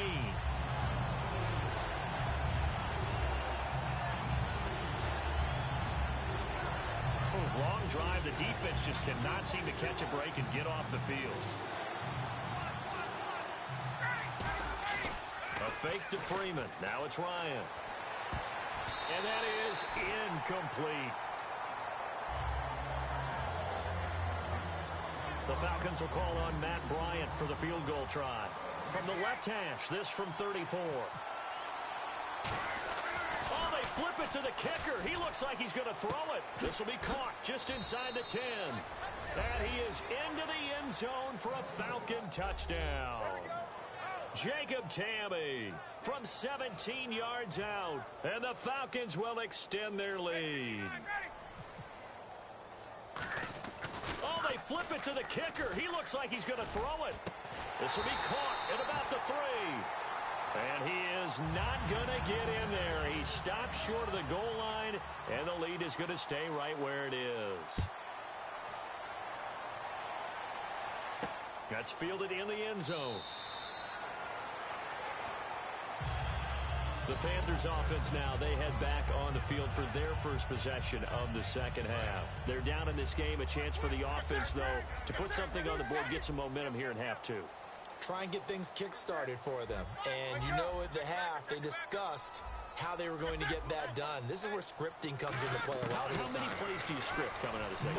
Most of the time in the first half, you're scripting 12 to 16. I think in the second half, you're really scripting more like 8 to 10. Kind of a starter or an opener, whatever terminology they use. Just something to get you off to a quick start.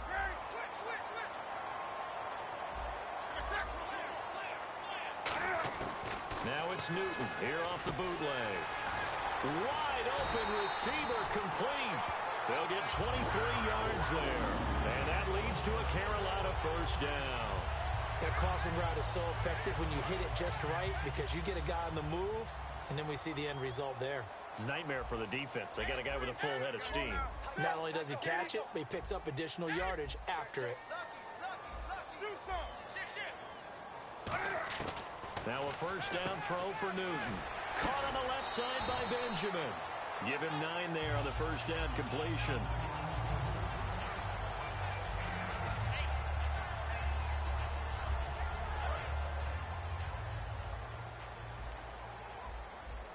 Stewart is the lone setback. And we're back now in Charlotte. It's the Panthers in possession of the football, but facing a deficit here as we get to the fourth and final quarter of play. Just 1 yard to go here on second down. Again, we'll see the pistol here. Newton throwing again. And his throw here is incomplete. The defensive coordinator came into this game with a plan to get to the quarterback with whatever type of pressure is necessary. It's working to perfection for him today. Another pistol look here.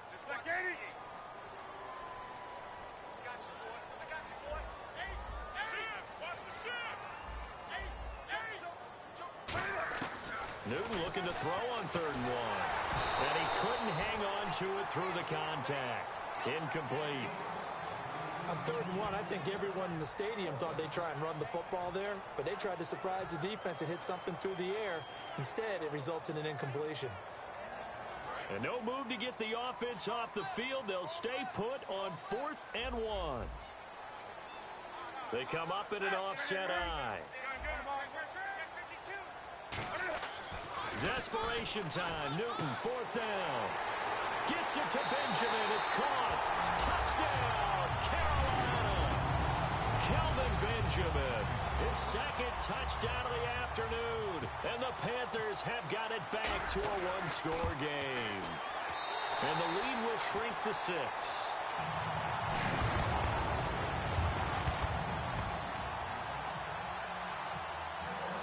Gano now following the touchdown here to kick it away. That'll be taken in the end zone.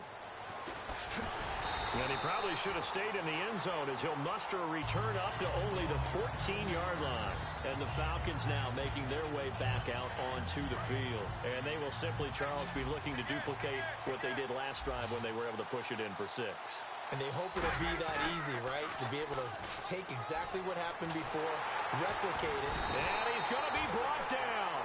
Back at his own 6-yard line.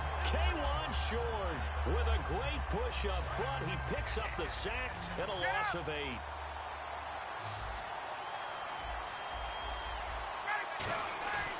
Off the play fake to Freeman. It's Ryan.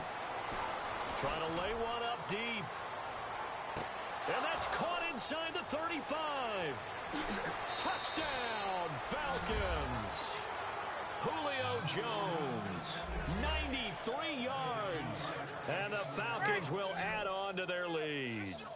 Well, they were back in the shadows of their own goalpost, and that flipped quickly. So much for playing it safe. I mean, a conservative, easy call. Run the football, take care of it, create some space, pump the ball away. But no, let's throw it. And sometimes a defense's aggressiveness is used against them because when you've got people backed up, your natural inclination is to try and really force them back, and sometimes they get burned that way. And they got burned there. Fairly short kick, taken at the 14 here. And a nice return sets him up pretty good here at the 30-yard line. Carolina getting set to take the field. Good drive last time. Really effective passing the football. Do you maybe mix it up, now go to the ground game and surprise the defense a little bit? I would anticipate the defense making some changes. Looking for Benjamin, but it's intercepted. A great read, and it's picked off. And his guys are going to get the football at the 28-yard line. So out come the Falcons now. And that recipe on their last drive that resulted in a touchdown looked pretty good, so they'll be hoping to do that once more. And it takes me back to when we sat with the offensive coordinator and the head coach. They felt pretty good about their game plan and thought there were some holes in the defense, and they exploited them the last time out. Let's see if they can come back and put together a similar drive. And we'll see if they can do just that. Well, they'll take that every time with a lead, first down, fourth quarter, getting 8 yards. You love that. They will take it, and you have to ask the defensive guys, why did you give it? I mean, you know the situation. You're down, have to stop them, have to get the football back.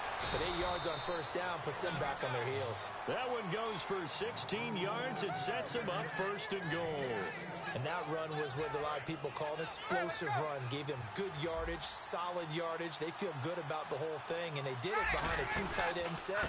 It's always interesting to watch what offenses want to do with the 2 tight ends. Sometimes they line them up together for a power set. Sometimes they put one on each side of the line of scrimmage to balance things out. No matter what, though, when you see 2 tight ends on the field, your first thought is to think run. In this case, the offense was able to run successfully.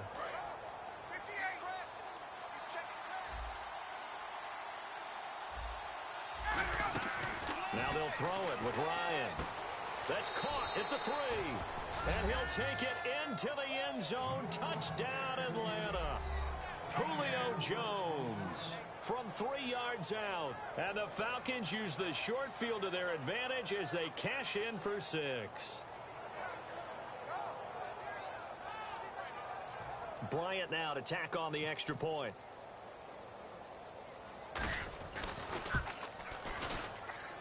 And that one.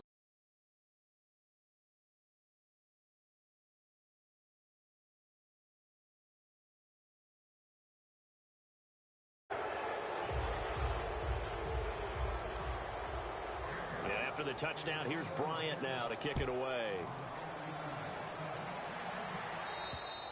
And that one carries out of the side of the end zone here. So it's a touchback and bring it out to the 25.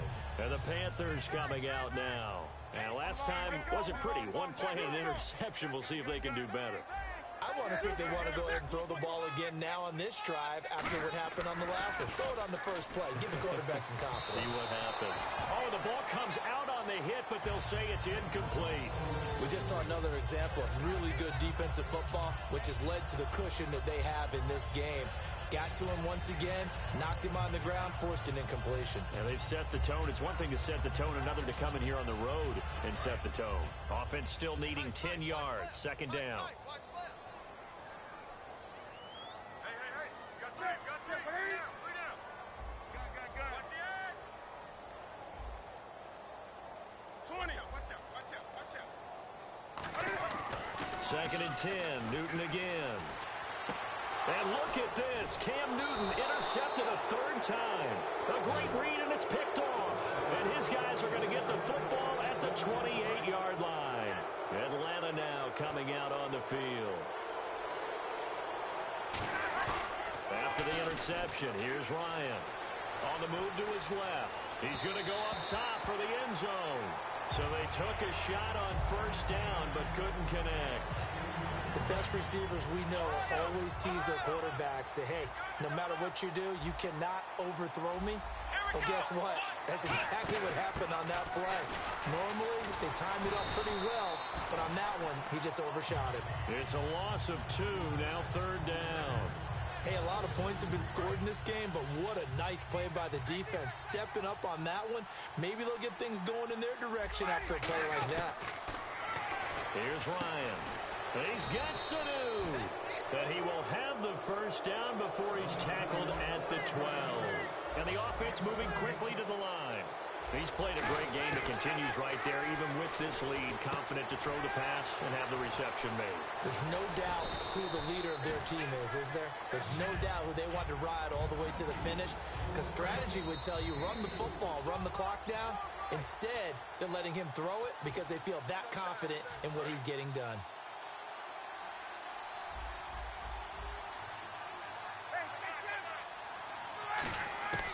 On second down, here's Ryan.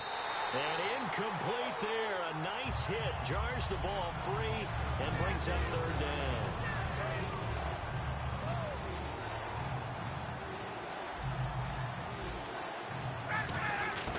On third down, Ryan.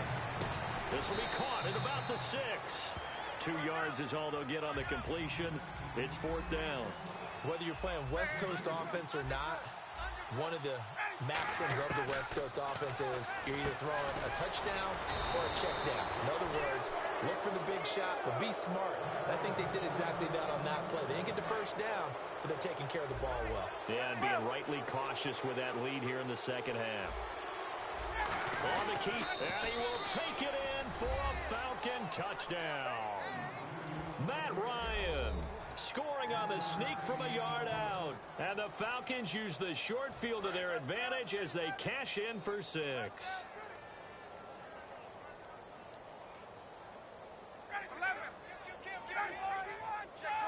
26. Check. They'll look to run with Freeman. And he's going to be hit and taken down in the backfield. Just nowhere to run that time. And the try for 2 is snuffed out.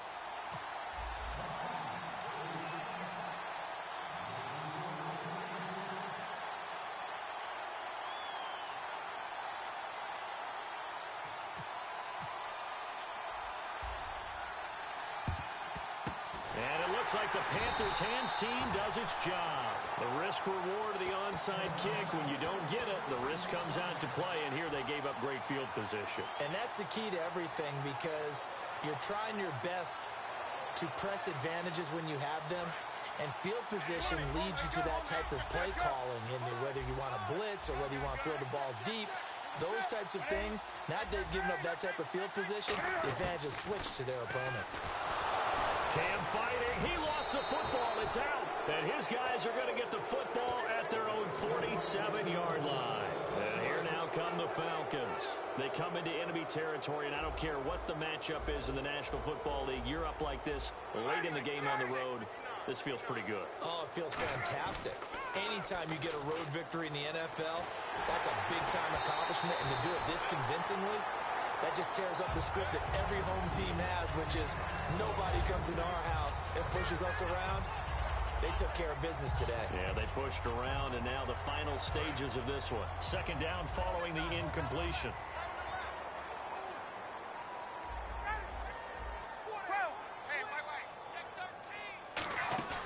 Oh, look at this. Ryan's going to throw it. And he'll be hit as he releases it, and that'll fall incomplete.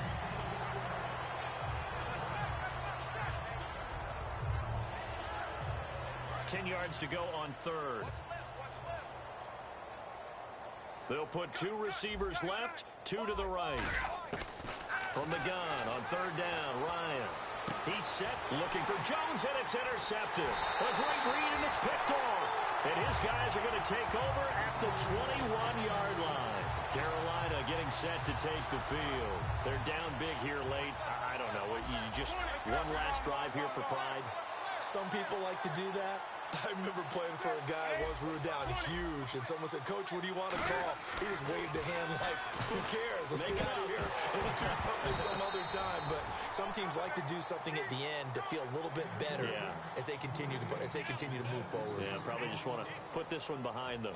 10 yards still left on second down, and they're going to go soft on the corners. They come up in an offset eye. Wake up. Check.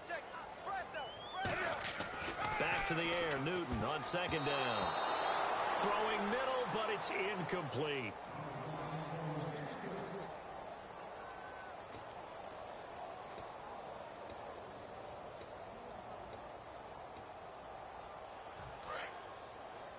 Tight end left. 3 down.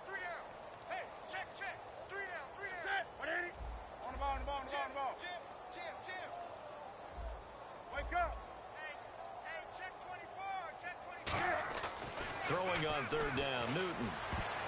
And that one drops incomplete as he got popped as he was throwing it. My high school coach, John Ford, used to say all the time, if you're in a bad situation, laddie, don't compound it with a bad decision as well. And I think that's what we just saw there. Harassed in the pocket, and he throws into double coverage anyway. He called you laddie? He called me laddie, and that was the nicest thing he called me. The 3 straight incompletions, they don't care. That hasn't dissuaded them. They're going to go for it on 4th. Shit. Hey, switch. Desperation time. Newton, 4th down. And it's hauled in by Ed Dixon. They had to go for it with such little time remaining, and the Falcons will take control of the football in great field position. And a great spot to start this drive from here.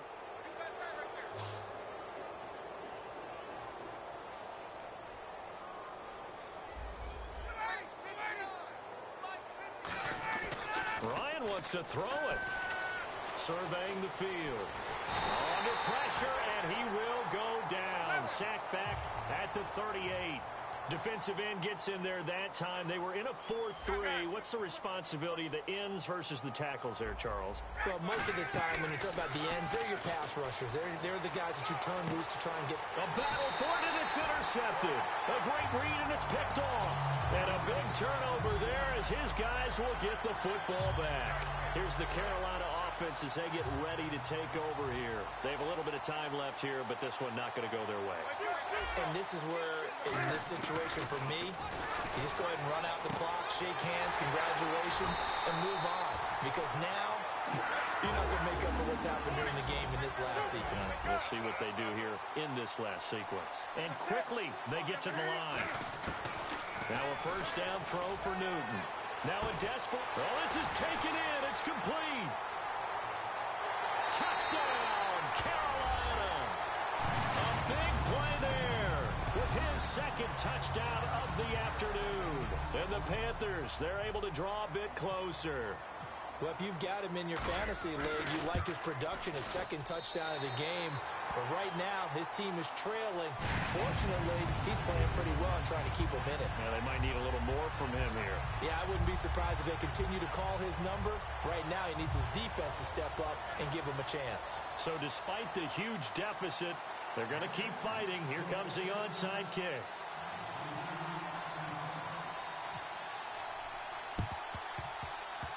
And this one travels out of bounds, so unsuccessful there on the onside kick try. And barring something unforeseen, this will be the last play of the game.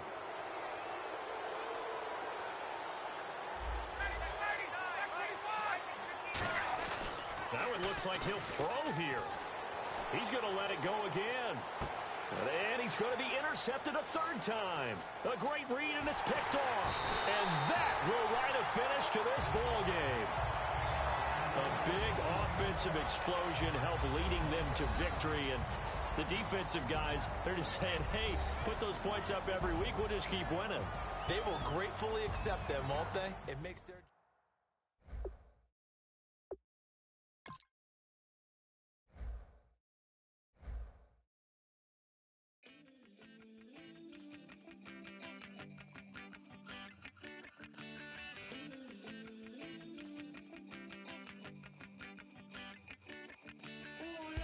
It's in my bones, it's in my soul.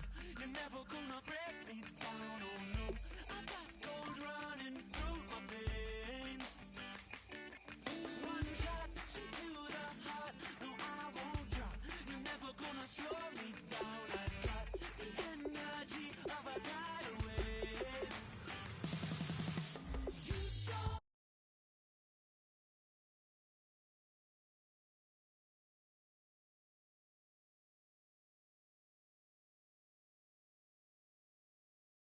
Gotta believe in me, I know who I wanna be. You don't. Gotta believe in me, gotta believe in me, gotta believe in me. Gotta believe in me, you don't. Gotta believe in me, you don't. Gotta believe in me, gotta believe in me, gotta believe in me. It's in my bones, it's in my soul. You're never gonna take that from me, no. I'm gonna be who I wanna be. Oh, say what you wanna say. I'll do it my way. I'm swimming in a sea of dreams all day. Nobody's gonna hold me underneath. You don't. Gotta believe in me. I know who I wanna be. You don't. Gotta believe in me. Gotta believe in me. Gotta believe in me. Gotta believe in me.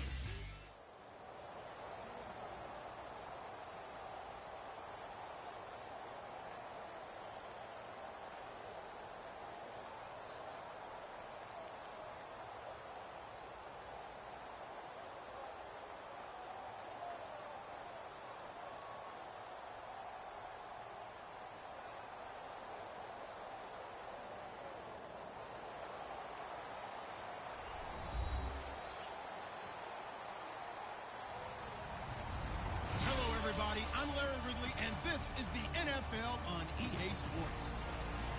Two teams will need their quarterbacks to step up and lead their offenses on the gridiron today. It's the Jets going up against the Bills. So let's send you up to Orchard Park, New York. Standing by, Brandon Godden and Charles Davis. Thank you very much, Larry. We are here on a beautiful afternoon for football. Today, we've got an AFC East matchup between the New York Jets and the Buffalo Bills. That's fielded in the end zone. And he'll get it up past the 20 to the 22-yard line.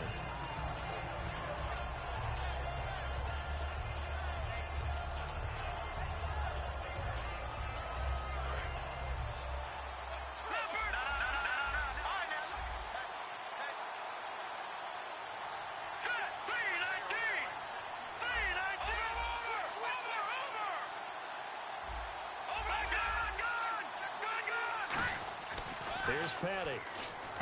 And Austin Safarian-Jenkins has it. And he'll get this up to the 34-yard line.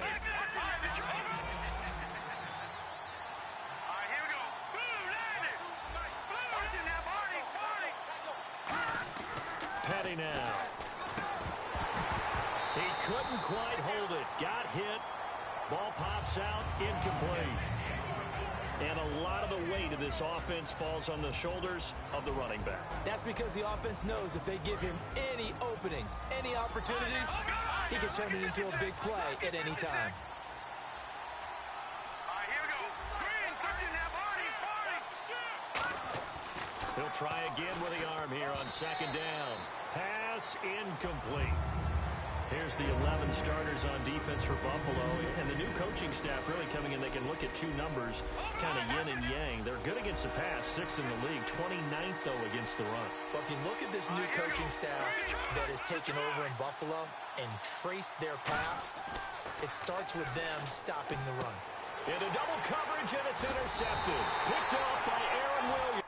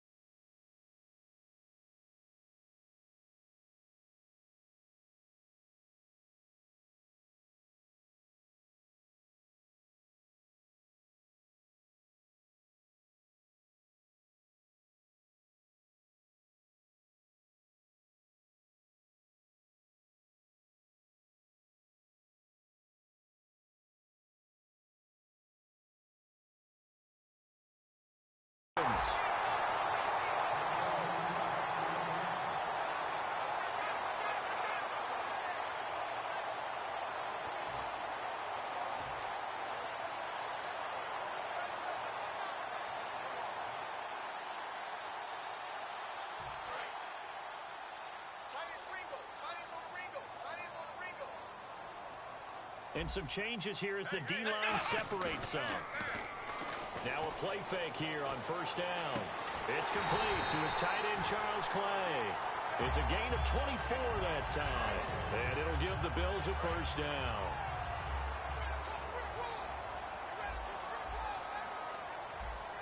Let's go. They go play action here on first down. Letting one go, and that's caught. Watkins, touchdown Buffalo. Sammy Watkins, 28 yards. And the Bills have taken the early lead. And, man, Charles, talking about zinging something in there. Those gloves, they help with one-handed catches, the fun stuff. Any padding for a rocket like that? One would think so, but I'll guarantee you this. After that throw, his hands will hurt later. Not right now in the moment. He's just feeling good about catching it. Yeah, a little stinger, but a touchdown. And New York set to take the field. And following the interception, just any interception, are you a little bit more cautious when you start that next drive, or no, you just throw that out the window? I think you are. I don't think that there's any way you can run back out there and go, totally didn't affect me. Let's just go ahead and be loose with the football again. You're going to take care of it, but you have to be careful about being too cautious because now you can't run any offense at all. Still want to attack. We'll see how they attack him here. He'll get a nice chunk there on the first down run, and it's 2nd and 4. It'd be hard to say that a defense wouldn't be ready for a first down run. And when you can get in that kind of yardage against a defense that's really kind of geared to stop that play, your confidence has to rise, and now you've actually opened up your playbook. If you want to throw the ball now for play action, you're good to go. It's a 10-yard pickup, and it moves the chains.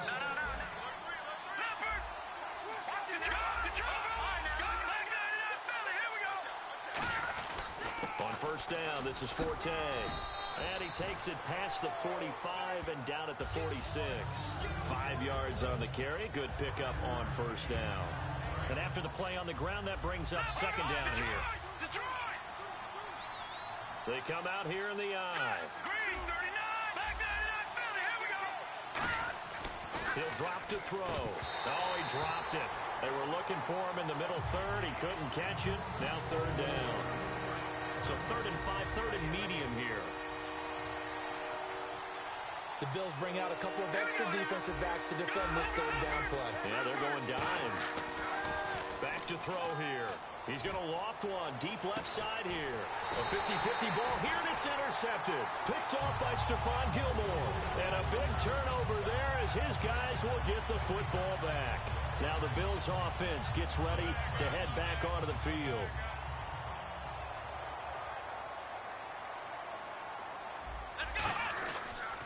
Here's the first carry for LaShawn McCoy. And good yardage as he gets this one up to about the 23.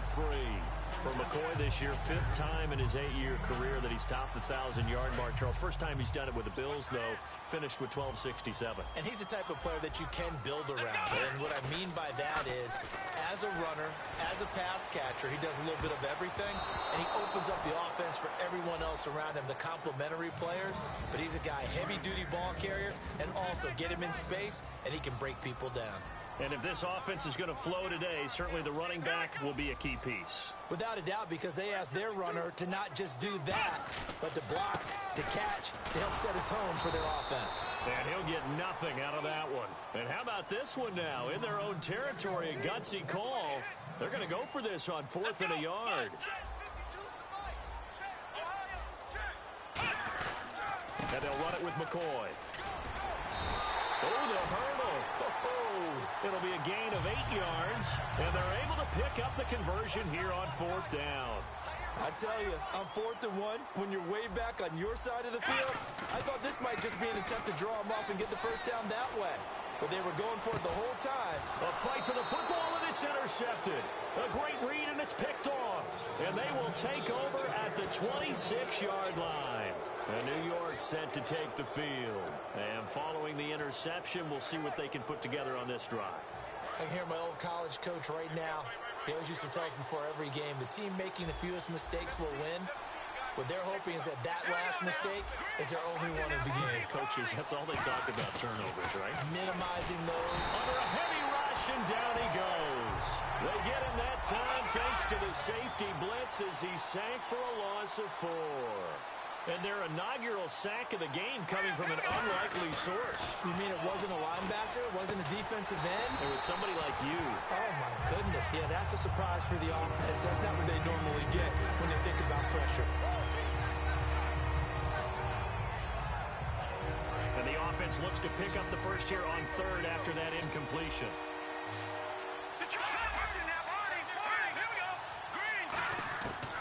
Out of the gun, they'll look to throw. Escaping the pressure right. On the run, he'll let... And here's another interception, the 3rd of this first quarter. Picked off by Ronald Darby. Back onto the field now comes the Bills offense. So that is 3 interceptions now in this first half. And you hate to ask the question, but let's be honest. We're thinking about it. Do you need to go in a different direction next series? Potentially. We know that he's probably not going to be on the Pro Bowl ballot. That's not really his stature here. But he has been their starting quarterback. Now a clash of bodies here, and it's intercepted. A great read, and it's picked off. And his guys are going to get the football at the 23-yard line. And New York set to take the field.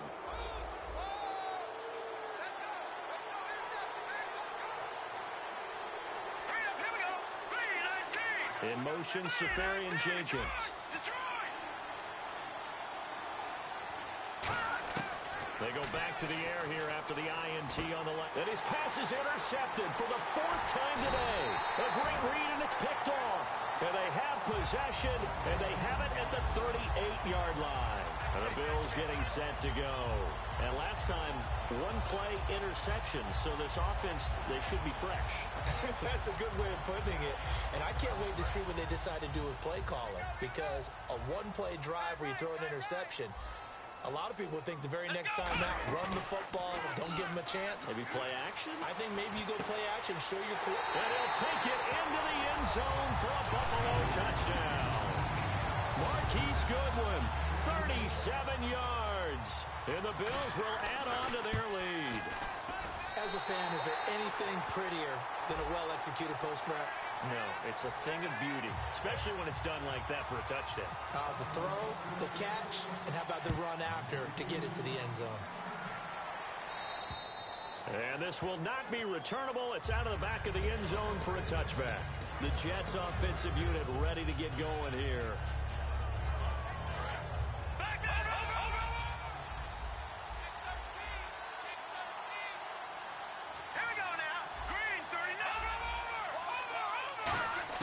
Trying to shake off the interception. He'll look to throw.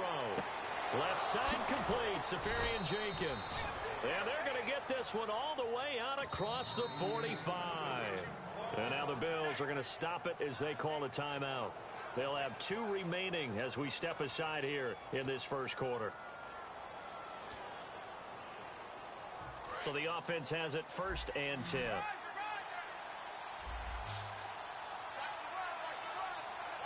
we go. Leopard. Petty now. And complete over the middle. Safarian Jenkins. Give him 9 there on the 1st down completion. Now that's staying ahead of the chains. Really good pickup on 1st down, hitting the tight end there. Now it brings up a 2nd and manageable. Just found a hole in that zone. On 2nd down, Forte. And he maybe makes it back to the line of scrimmage. That's it. Only a gain of a yard, but that's all they needed, as that's going to move the chains. Now that's the way to do it.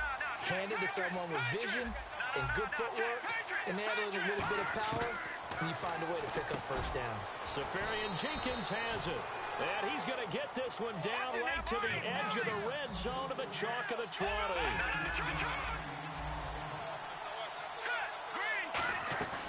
They'll run it now out of the gun. So he got free of 1 tackle but couldn't do a whole lot else. It's a pickup of 4, and it'll bring up 2nd down.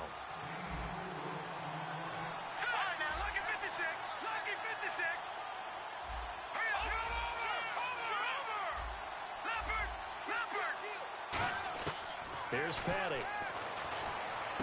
Got a man, it's caught. Touchdown, Jets.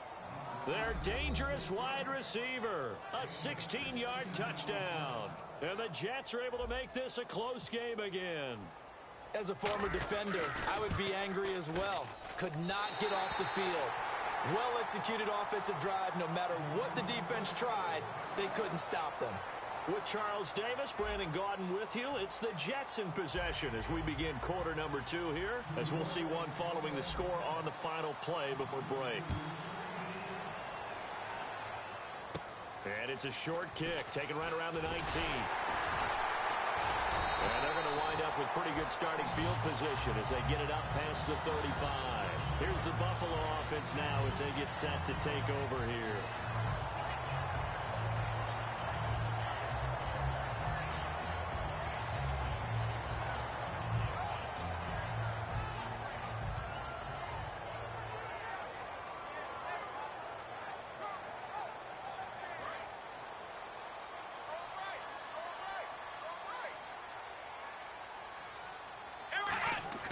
They go play action here on 1st down. And he takes a shot on the release as this will be incomplete. Sammy Watkins, the intended receiver. And now it's 2nd down. Really nice play by the guys on the defensive side of the ball, but for the guys on the offensive line, they're doing a nice job of trying to protect their passer. But when a guy hops in the air and goes airborne to try and knock one away, it's difficult because you can't reach out and grab him. That'll be a holding penalty. So all you're trying to do is make some type of a play on him, make some type of contact to try and get his arms out of the sky. A big gain there for the Bills. 31 yards. So after that big gain, let's see what else the offense has up its sleeve. They come out here in the eye. Now a 1st down carry here for McCoy. And he's going to get this one down to the 30. 2 yards on the pickup there. It'll be 2nd and 8. See if they stay on the ground for 2nd down.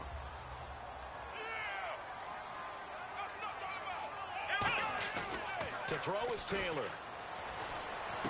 And for the 3rd time here in this half, it's intercepted. Picked off by Buster Screen. And they are going to take over right there at the 22-yard line. Now the Jets offense gets ready to head back on the field. And they're hoping to capture some of that magic they had last time out when they were able to put together a scoring drive. But they're still down here, Charles. Not the major concern, though, because of what you talked about. They scored the last time out. They feel good about themselves. They feel like their game plan is now in effect. They know how to attack and what plays they want to put together. But they've got to keep it moving in the right direction because, as you did note, they are down on the scoreboard.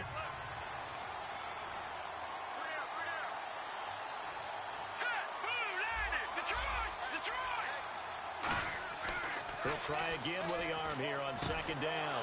And he comes back with one complete. They give him 13 yards there on the play and a fresh set of downs.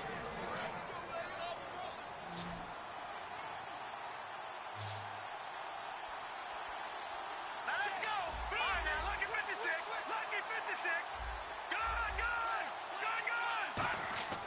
They'll look to throw here on first down. He gets it here to Peak. And he'll be out of bounds up near the 45 at the 44. Give him 9 on the play, and it'll be second and about a yard.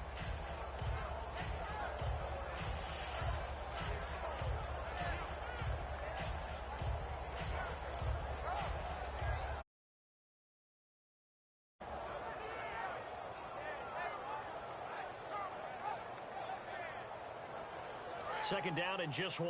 You've got tight left. Watch tight end. Watch tight end. Key him.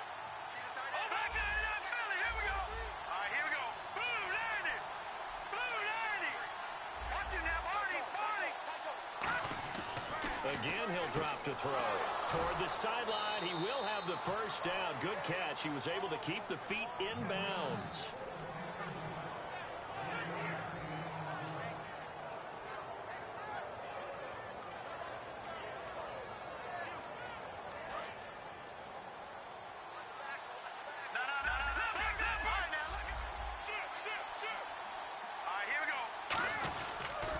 Now a toss. This is Forte. Oh, he's got some breathing room. And he is out of bounds inside the 30. He got 29 yards that time. All right, I've got to be careful here. All right, he's on the plus side of 30. There may be a little gray in the beard, but that's not slowing down his speed as far as he's concerned. What he's saying, I'm on the plus side of 30. Well, if you're on the plus side of 30, you don't know what I'm on the plus side of. All I know is that run right there, let us know there's still some life in those legs. Absolutely, still got a lot of life left in those legs. They'll look to throw, and his throw is incomplete. I wouldn't be shocked at all right now if there's a look of surprise on the big fella's face because he had the route that he wanted, running the corner, and usually he's able to use his body and catch the football, but a really nice play by the defenders, able to knock it away. Here we go now. Blue landed. Blue landed. Now, lucky 56. Lucky 56. Petty now. Peak's got it over the middle. And they've got it inside the 10 at the 8. 18 yards there, and it'll be a first and goal. Hey, that's what I'm talking about, baby. That's what I'm talking about. High five, baby. High five. Let's go. Ringo, Ringo. They come out here in the eye. The offense operating inside the 10 at the 8 here. It's first and goal. And he is going to lose yardage here. It's a loss of a yard there, and now second down.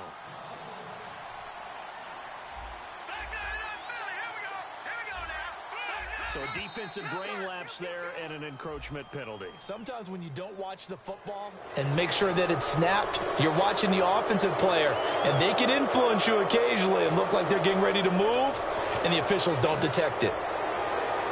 And the 2-minute warning lurking. This will probably be the last play before we hit it. Yeah, they want to get themselves in position to score in this last shot before the clock hits. And now it's second and goal. Following the penalty, it's Forte. And he's into the end zone.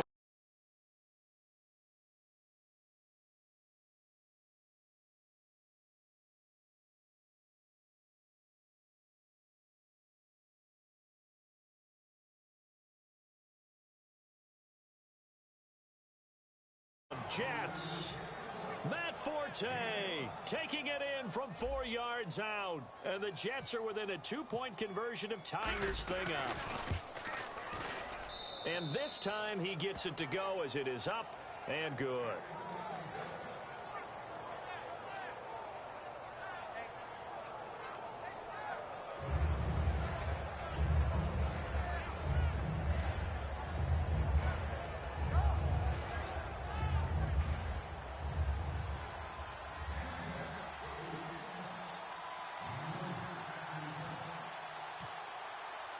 Folk now set to boot it after his guys put 6 on the board. That's fielded in the end zone.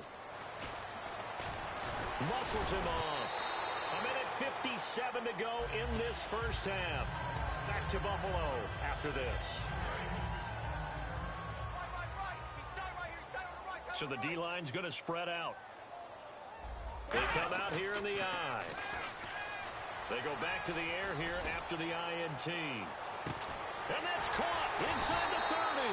And all the way down to the 22-yard line. Offense comes to the line now, 1st and 10.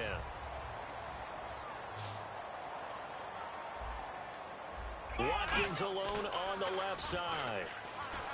Now a play fake here on 1st down. Charles Clay is tight end, the intended target. That'll bring up 2nd down. Unable to connect on the 1st down pass play. Now it's 2nd down. A fake to McCoy. Now it's Taylor. And his pass is intercepted for the 4th time today. Picked off by Marcus Gilchrist. And this one will be brought back to the 22. And now out come the Jets. Last time they were out, they scored. Still trailing here, though, so some work to do. But it's okay in terms of mindset. Because they scored the last time, they're not quite as worried about being down on the scoreboard because now their confidence is a little bit higher. They feel like they got something going, and they feel like they can attack again and put more points on the board. Are you scoreboard watching if you're the offense, or are you just focused on this drive? We wouldn't be telling the truth if we said that they didn't scoreboard watch. Everyone does it to some extent. But you've got to set it aside right now and just focus on this series. That'll take care of the scoreboard if they punch it into the end zone. And he'll be brought down right around the 37. It goes as a gain of 8. It moves the chains. And they're going to hurry back to the line now. So many teams want to throw the ball in this situation nowadays, but I love watching a team that has enough confidence to go ahead and run the football. In that situation, that's almost a tendency breaker. Anuno's got it, complete. That throw good for 4. It's 2nd down.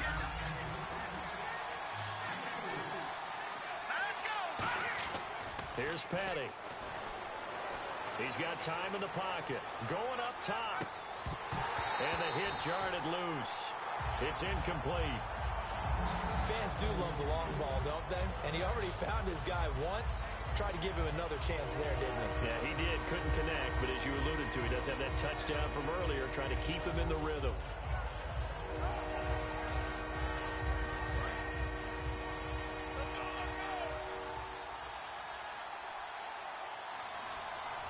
And they insert their dime package, 6 DBs here on 3rd and 6. Expecting pass all the way. He'll look to throw. Flushed out right. He can run for it, and he will. And he'll get up near the 45. They'll spot it at the 44. Give him 3 on the play, and it'll be 4th down. And now a whistle and a timeout called by the kicking team. It's just their first, so they'll have 2 remaining here before we get to halftime. So they're going to come to the line here, and it appears try to go for it on 4th.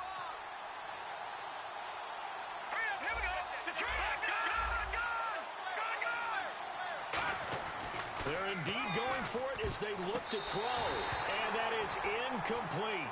16 seconds now on the clock. And here come the Bills. And this is a spot late in the clock near midfield, though. Maybe take a couple chances, see if you get in field goal range. You do that if you have trust. And this should be a position now where the great ones, they relish this opportunity to try to put points on the board. Try to shake off the interception. He'll look to throw. And this is, oh my goodness, he pulled it in one-handed. And all the way home for a Bills touchdown. Sammy Watkins in the final seconds of the first half. And the Bills will extend their lead.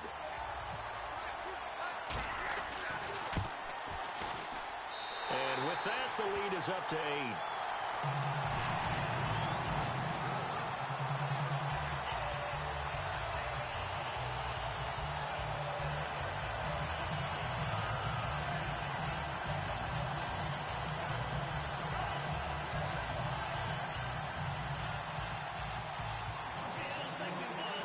The kickoff unit as they run up and send this one away.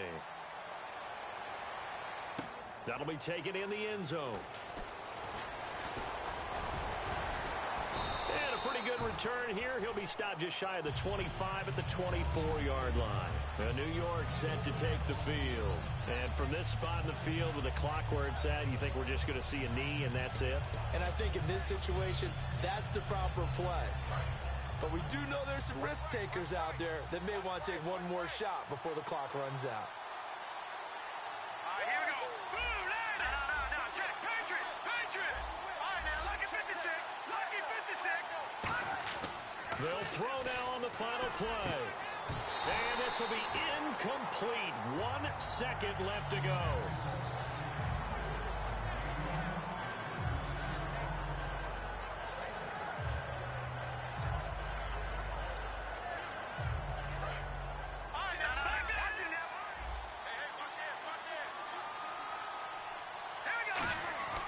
Petty now.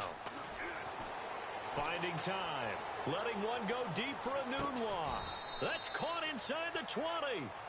So we've hit intermission. It's halftime. This is the NFL, and it's a presentation of EA Sports.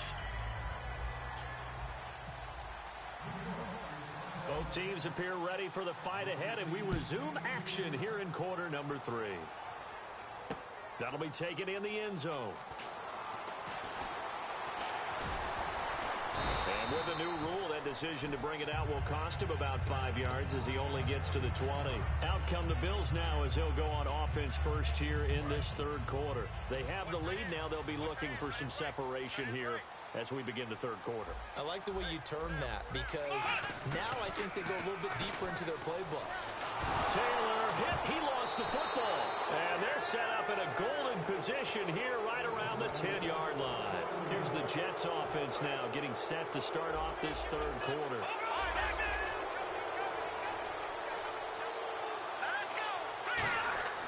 They'll come out throwing here to start the drive. And this will be caught in the end zone. Touchdown, Jets. Their dangerous wide receiver. His second touchdown of the afternoon. And the Jets are within a 2-point conversion of tying this thing up.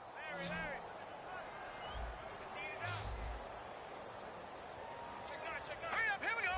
Boom, Leopard. Petty will look to throw for it.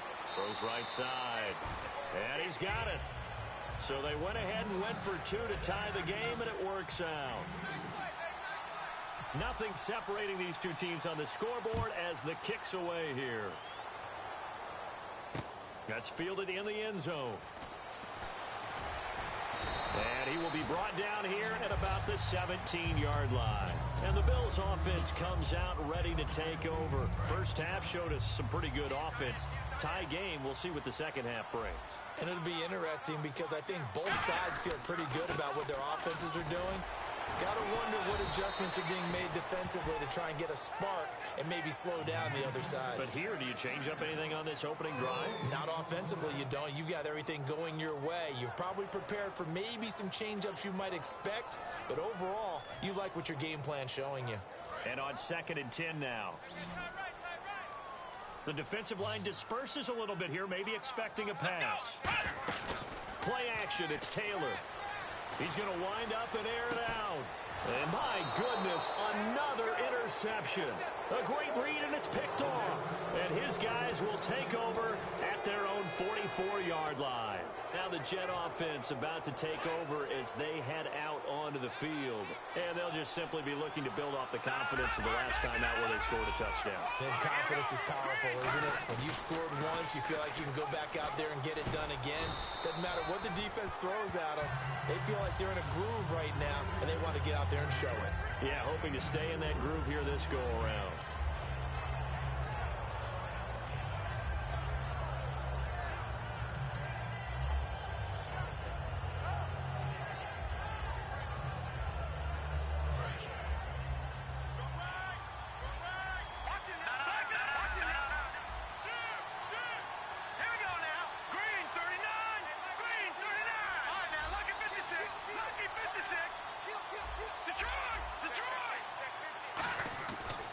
Look to throw here. Oh, a scrap for the football, and he's going to come down with it.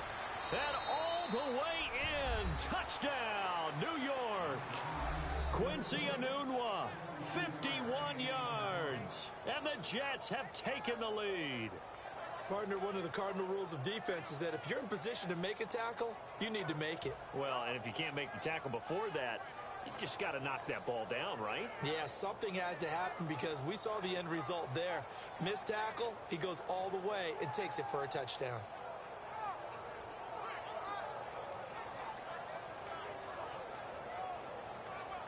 Now Folk for the extra point.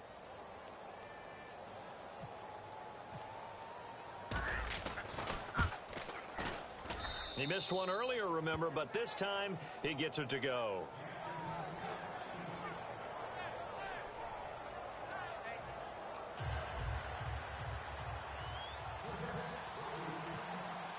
Folk now set to boot it after his guys put 6 on the board. That'll be taken in the end zone. And he'll take it back to about the 19-yard line. Now the Bills offense gets ready to head back onto the field.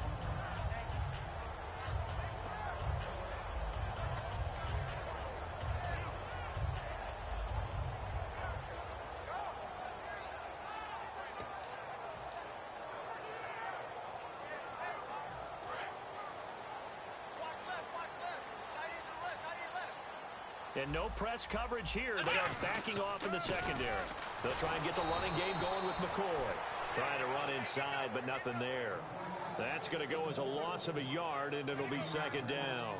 I know the focus is LaShawn McCoy here, but the defense is doing a really nice job. He's nowhere near his normal yardage total in this game. Yeah, such a prolific rusher, well up over 6,000 for his career. How have they kept him down? Well, a lot of gang tackling, getting to the point of attack with a number of people, not creating any creases or cracks for him to find his way through. Because you know, with that agility and vision he has, he can always pop a big run. I guess they figure with a guy who is that hot downfield, who knows how to get the ball into the end zone, you throw it up and give him every opportunity, even though that one fell incomplete. Yeah, he's already been in the end zone multiple times. Tried to target him again deep there, but unsuccessful. 3rd and 11, and some extra depth in the secondary here. They're in the dime. He's got time. He's going to take a... He's got a man complete. And he takes this one just shy of midfield all the way to the 49. Well, we haven't been shortchanged on offense. Another fun play to watch there on the deep pass. This game has the feel of, what, a turkey bowl? That's caught at the 25. 26 yards on the pickup there. And the Bills are going to have a first down. And now it looks like they're going to be in the hurry-up. They go play action here on first down. Going to throw deep for the end zone. And now here is another interception. Picked off by Marcus Gilchrist. And he is going to get this one back to the 20-yard line. And New York set to take the field. And they were able to punch it in the end zone last time. They'll be looking to do that again here for the defense. Obviously, they'll be looking to stop them from punching it back in the end zone. It always is punch-counter-punch, isn't it? And which team has the advantage? Well, let's just go back. Last time on offense, they rolled downfield, got into a good rhythm. You can see a little more bounce in and out of the huddle. You can see the sideline really get into the game.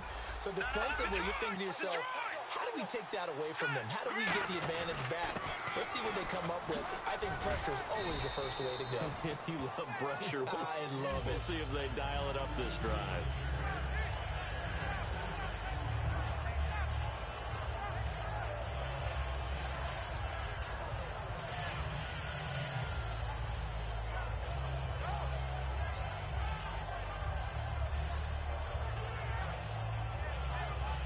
So the offense readies for a 2nd and 4.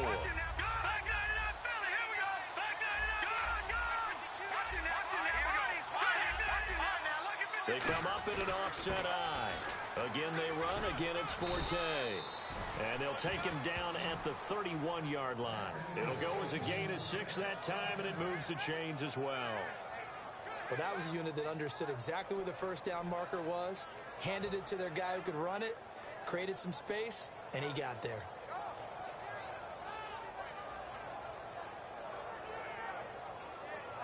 So they pick up the first down after the run, and now they approach for the fresh set.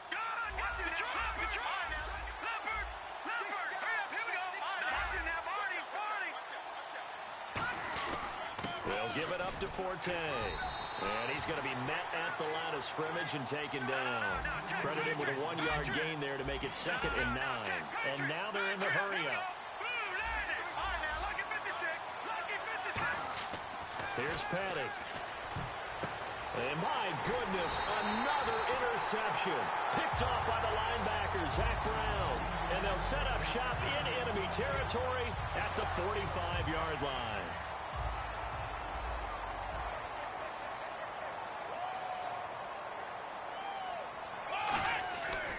Taylor with a give to McCoy. And he is going to lose yardage here. It's a loss of a yard there, and now second down. All right, Brandon, you know me as well as anyone. You know I don't usually advocate abandoning things during a game, but here we are in the second half. I think it's time to change things up. Let the running game go a little bit. Let's get to the passing game, and if you still want to get in the hands of the runner, maybe you swing it to him, throw it to him a little bit, try it that way. A fake to McCoy. Now it's Taylor. He's going to look deep for Watkins. And this is caught. A big play there. Taylor to Watkins. 46 yards. They went for the haymaker there, didn't they? A big shot towards the end zone, and they came up with the catch, but they were tackled short of the goal line. The defense escaped the big one there. Now they've got to try and hold them to a field goal attempt. No gain on the play that time, and it sets up second and goal. And they're going to speed things up here. They'll see, and he takes it in across the chalk for a Bills touchdown. Tyrod Taylor taking it in. And the Bills are an extra point away from tying the football game. So with second and goal, still had a couple of downs to work with. They tried to sneak, and they got in. I like the idea that they did it early in the down and distance count. Second down as opposed to waiting later on. I think it fooled them a little bit, but how about the push they got up front to get the quarterback through? Big push and a touchdown to boot. That's fielded in the end zone. And he'll take it up past the 25 to the 26-yard line. Back now in Buffalo. All even as we get ready to start the fourth.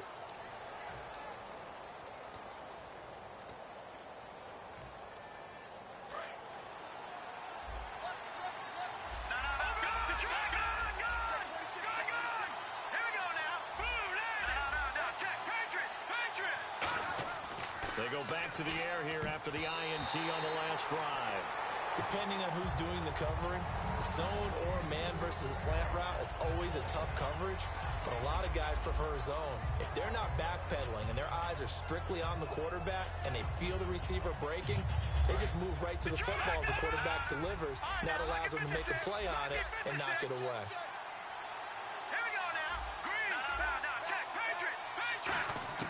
They'll try again with the arm here on second down. And this is caught. First catch by Brandon Marshall. And he's brought down after a good gain. That one goes for 24 yards.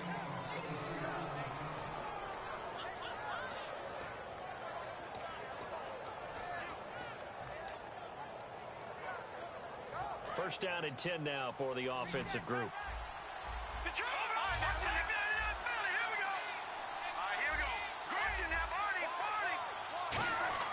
From the midfield stripe, they look to throw. And it pops free. The collision there jarred the ball loose and brings up second down.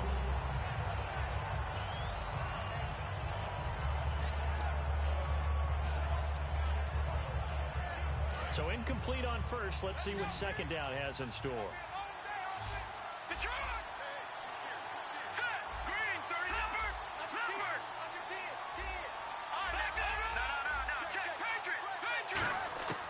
Petty now. Peake's got it over the middle.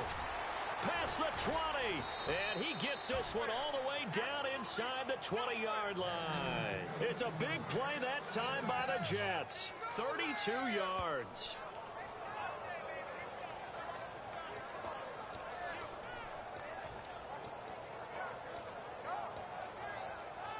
And now the offense operates in the red zone.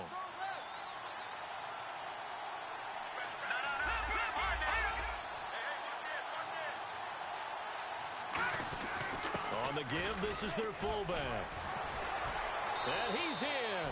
Touchdown, Jets. It's the fullback from 17 yards out. And the Jets are going to take the lead. And when they called that play, I'm not sure they expected it to go all the way to the end zone. Nice little reward, though. Without a doubt, and sometimes I think the offensive line gets a little bit more inspiration when they know that guy's going to get the ball because he doesn't touch it very often. They want to reward him for all that good blocking he does as well.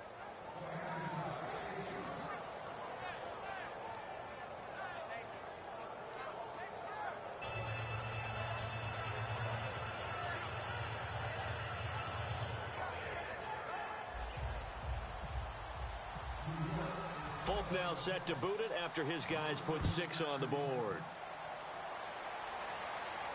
That'll be taken in the end zone. And he probably should have stayed in the end zone as he'll muster a return up to only the 14-yard line. The Bills offense now, they get set to head back on the field. And they're going to need another score. Got one last time, but still down here. When you're playing catch-up, every possession becomes crucial, doesn't it? It's vital. Get back out on the field, punch it in the end zone again. They know it's not easy, but what they do have going for them, they did score the last time. They think they've got a good formula working. And what about the defense? Well, now you're just saying to yourself, okay, give up a score last time. What adjustments do we need to make to slow them down now and get the ball back for our own offense? Is it more pressure? Is it more zone? What do they have to do? They're trying to figure that out themselves. We'll see if they can figure that out right here. I love when a play results in a game that I can actually kind of fall back on one of my favorite adages, and that is anytime there's a run over 10 yards, it means that the offensive line did its job, but you know who else did? The wide receivers. Because the first 7 yards kind of belong to the offensive line and the running back. Anything after that means the wide receivers did a great job of blocking downfield, being willing to mix it up, and give them some more space to gain additional yardage. Ah, yes, this is where the expression staying ahead of the chains comes into play. Good runs like that one set you up well for third down. On second down, it's McCoy. And unable to get downhill there as he'll take this up to about the 37. They got 2 of the 3 they needed there. Leaves them with third and just a yard. They're going to hurry back to the line now. They'll try and run for it with McCoy. He can't bring him down. The weight room does work. And he's got the first down yardage before he's brought down at the 42. Third and 1, partner. No need to be fancy there. Just use some force and move forward and pick up the first down. Now Taylor going to hand this one off to McCoy. No gain on the play there, second down. And he got off the end there very quickly to make that play. Yeah, it was almost like the bullet train, wasn't it? I mean, just zoom. Quick, quick, quick. And what a terrific play, holding them to no gain. Defense really showing respect to the deep ball here, playing off the receivers. Now they'll throw with Taylor, surveying the field. And his throw's going to be incomplete. He was looking for Charles Clay as tight end. And that takes us from second to third down. The offense certainly looking to score some points, but they also need ball security here late as we get down to the final moments of this one. On third down, Taylor eluding the pressure right. He may try and run for this. And he'll get it into enemy territory just across midfield at the 49. Time for a break. We'll come back, see what transpires after this.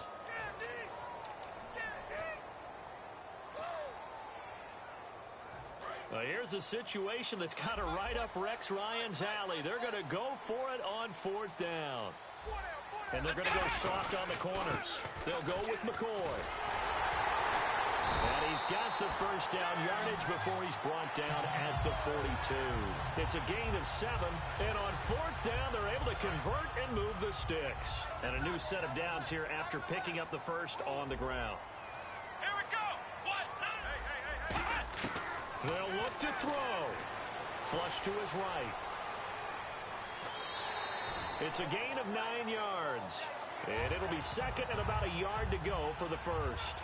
Now, that was not a bad scramble there on first down. He didn't force it, nor did he throw it away. He was able to take off, and now he made it a very manageable second and short.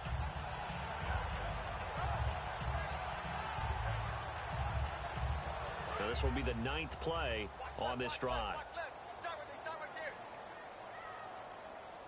Here we go. He's back to throw.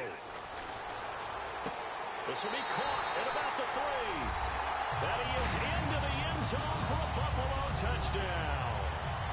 Marquise Goodwin with his second touchdown of the afternoon.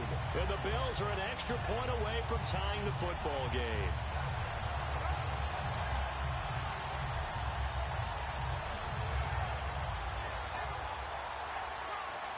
And now a critical extra point attempt here. And no sweat. He puts it through, and we are tied here in the fourth.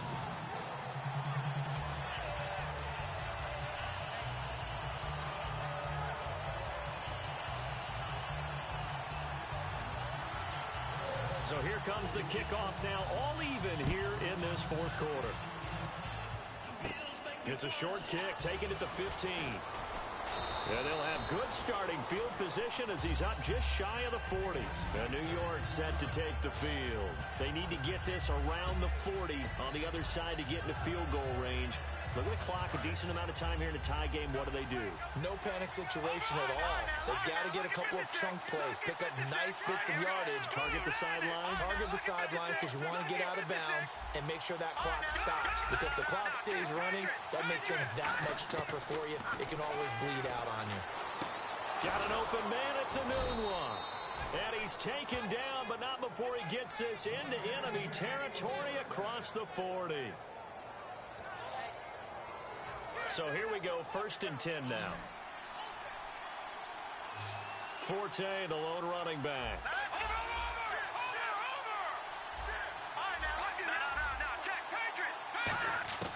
Here's Patty. Left side complete, Safarian Jenkins. Give him 10 yards on the pickup, and that'll make it 2nd and a foot or so. And passing yardage-wise, now up over 350 in this game. Pretty nice performance. Definitely that, which usually means you're putting a lot of pressure on guys trying to cover. If you're a defensive back and they put over 350 yards on you, you've had a long day. The key to everything, if you're doing it without throwing interceptions or turning the ball over. 2 yards on the pickup there, but it's enough to give them a new set of downs. Looking to speed things up here, going with some tempo. Let's face it, you always want a team full of guys who can get you first downs and big plays of all styles, but you've got to have a big man. You can just turn and hand it to, and he can be dependable in picking up first downs.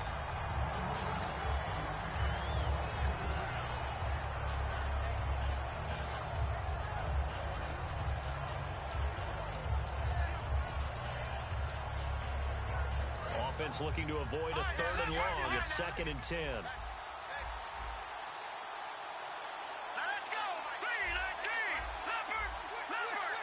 An encroachment penalty here, maybe just a mental lapse, partner. Sometimes you have to just watch the football. Make sure it's snapped before you're jumping. 5 yards left for the offense. It's 2nd down.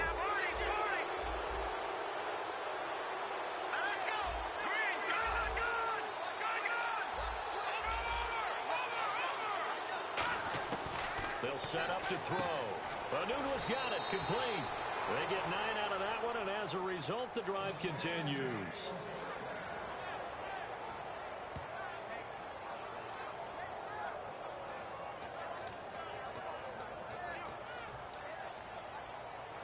So they're operating in the red zone. They'll come out in the pistol. Here we go now. 3-19. No. Check. Patriot. Go. Now. Lucky 56. Lucky 56. Petty now. Incomplete. And we're down to 8 seconds now. Quincy Anun with the intended receiver. And it's 2nd down.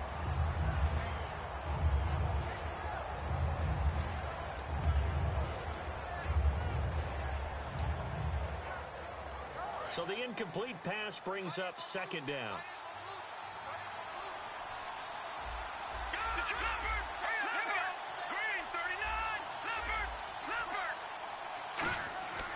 Back to throw again.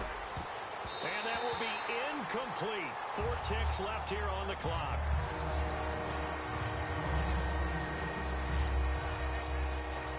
So here now is the... And now the Bills are going to stop it as they call a timeout. And as the two teams talk it over on their respective sidelines, we take a break.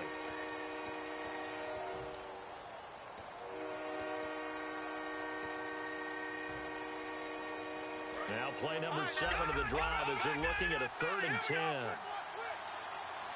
They come out here in the eye. They'll run it here. This is their fullback getting the carry. Now hold everything here. We're going to get a timeout by the offense. And as the two teams talk it over on their respective sidelines, we take a break. Now the Bills will take another timeout. And as the two teams talk it over on their respective sidelines, we take a break. So here now is the kicker, Nick Folk.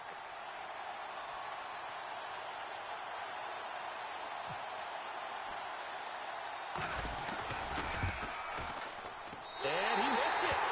It's no good. It's a little teaching moment here. Overtime rules. Remind us how this goes, partner. Okay, so in the past, we had sudden death. First team to score wins, but no longer. Now, if the team receives the ball, scores a touchdown, they win the game. If they kick a field goal, though, or don't score, the other team gets a possession. And after both teams get a possession, then we're into sudden death. First team to score wins the game.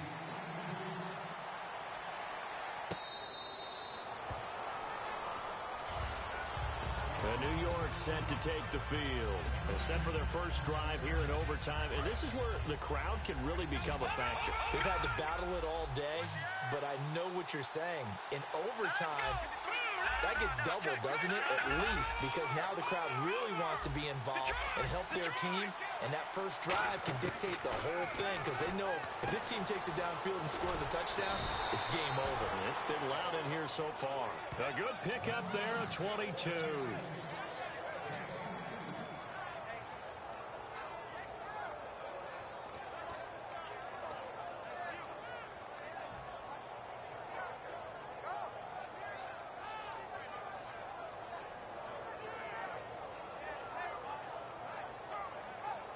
And the offense lining up 1st and 10. Again, we'll see the pistol here. They'll look to throw here on 1st down. He's going to loft one deep left side here. And they went big on 1st down. Proves unfruitful. Brandon, I came out of my chair on that one. A lovely looking deep ball thrown. They were just unable to connect. So they're still at the original line of scrimmage here. 2nd down and 10.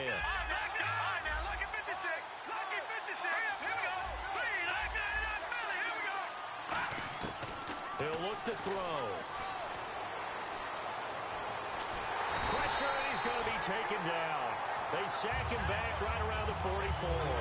And I know it seems like we say this a lot in broadcast booths, but a quarterback can hold on to the football too long in these situations. I think he did right there. Oh, I agree with you totally. Sometimes you have to understand situations. Get rid of the football, save some yardage to make it less to gain for the next down.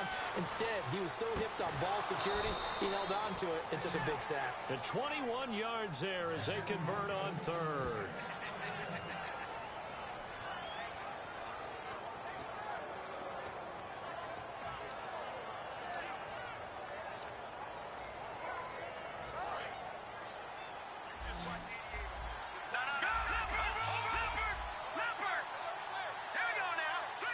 They'll send Marshall in motion left.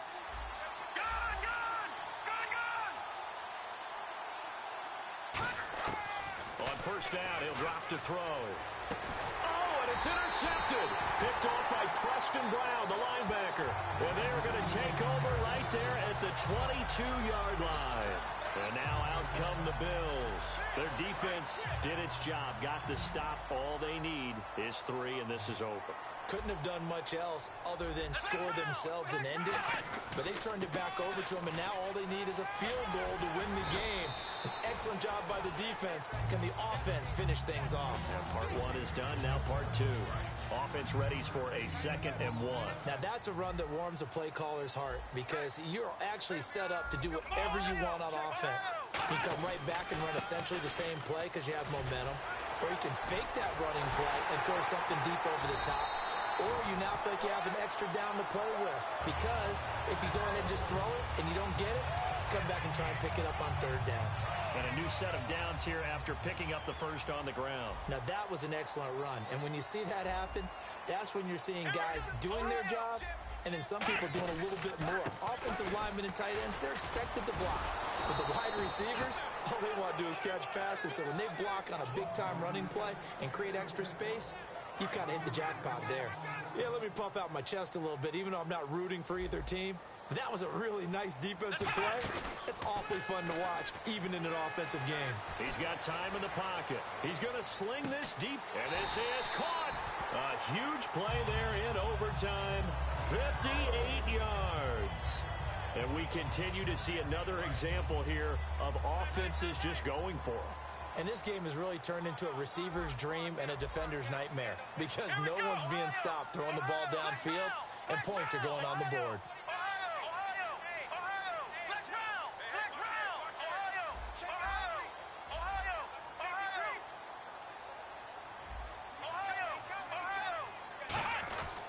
They'll try and run it with McCoy. And he's into the end zone for the touchdown and the game winner in OT.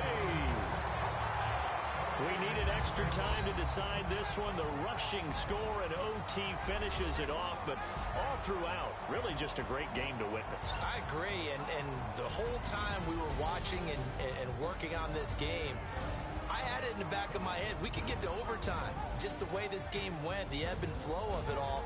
And then to get there and finish it what I would call an old school way, a running play, because in today's NFL, we throw the ball to ring the bell, don't we?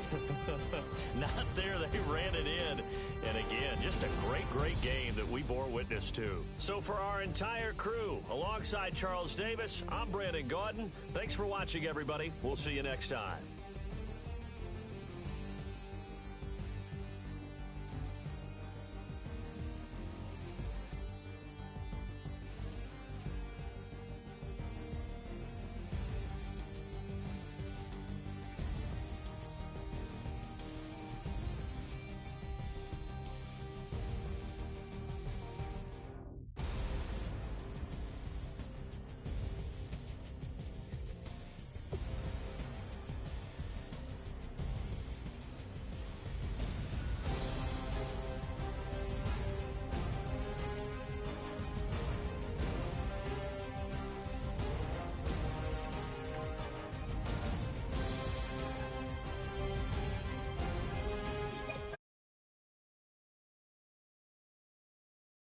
Texas, Midwest, and it all reminds me of California, 'cause there's no place like California.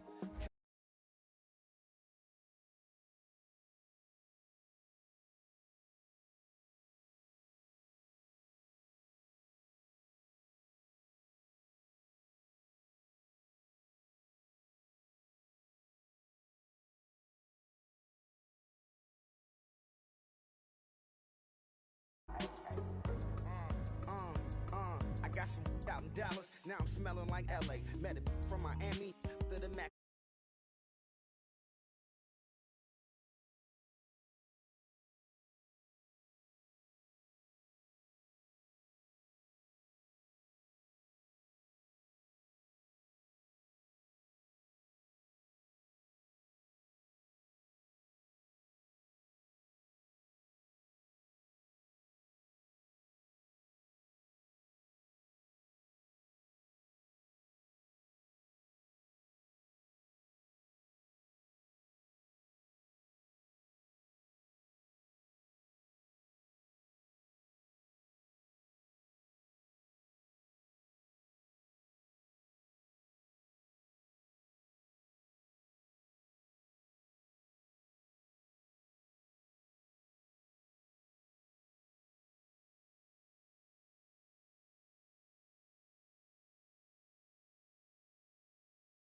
Why does everywhere I go just remind me of home? You know that say to go with the bed.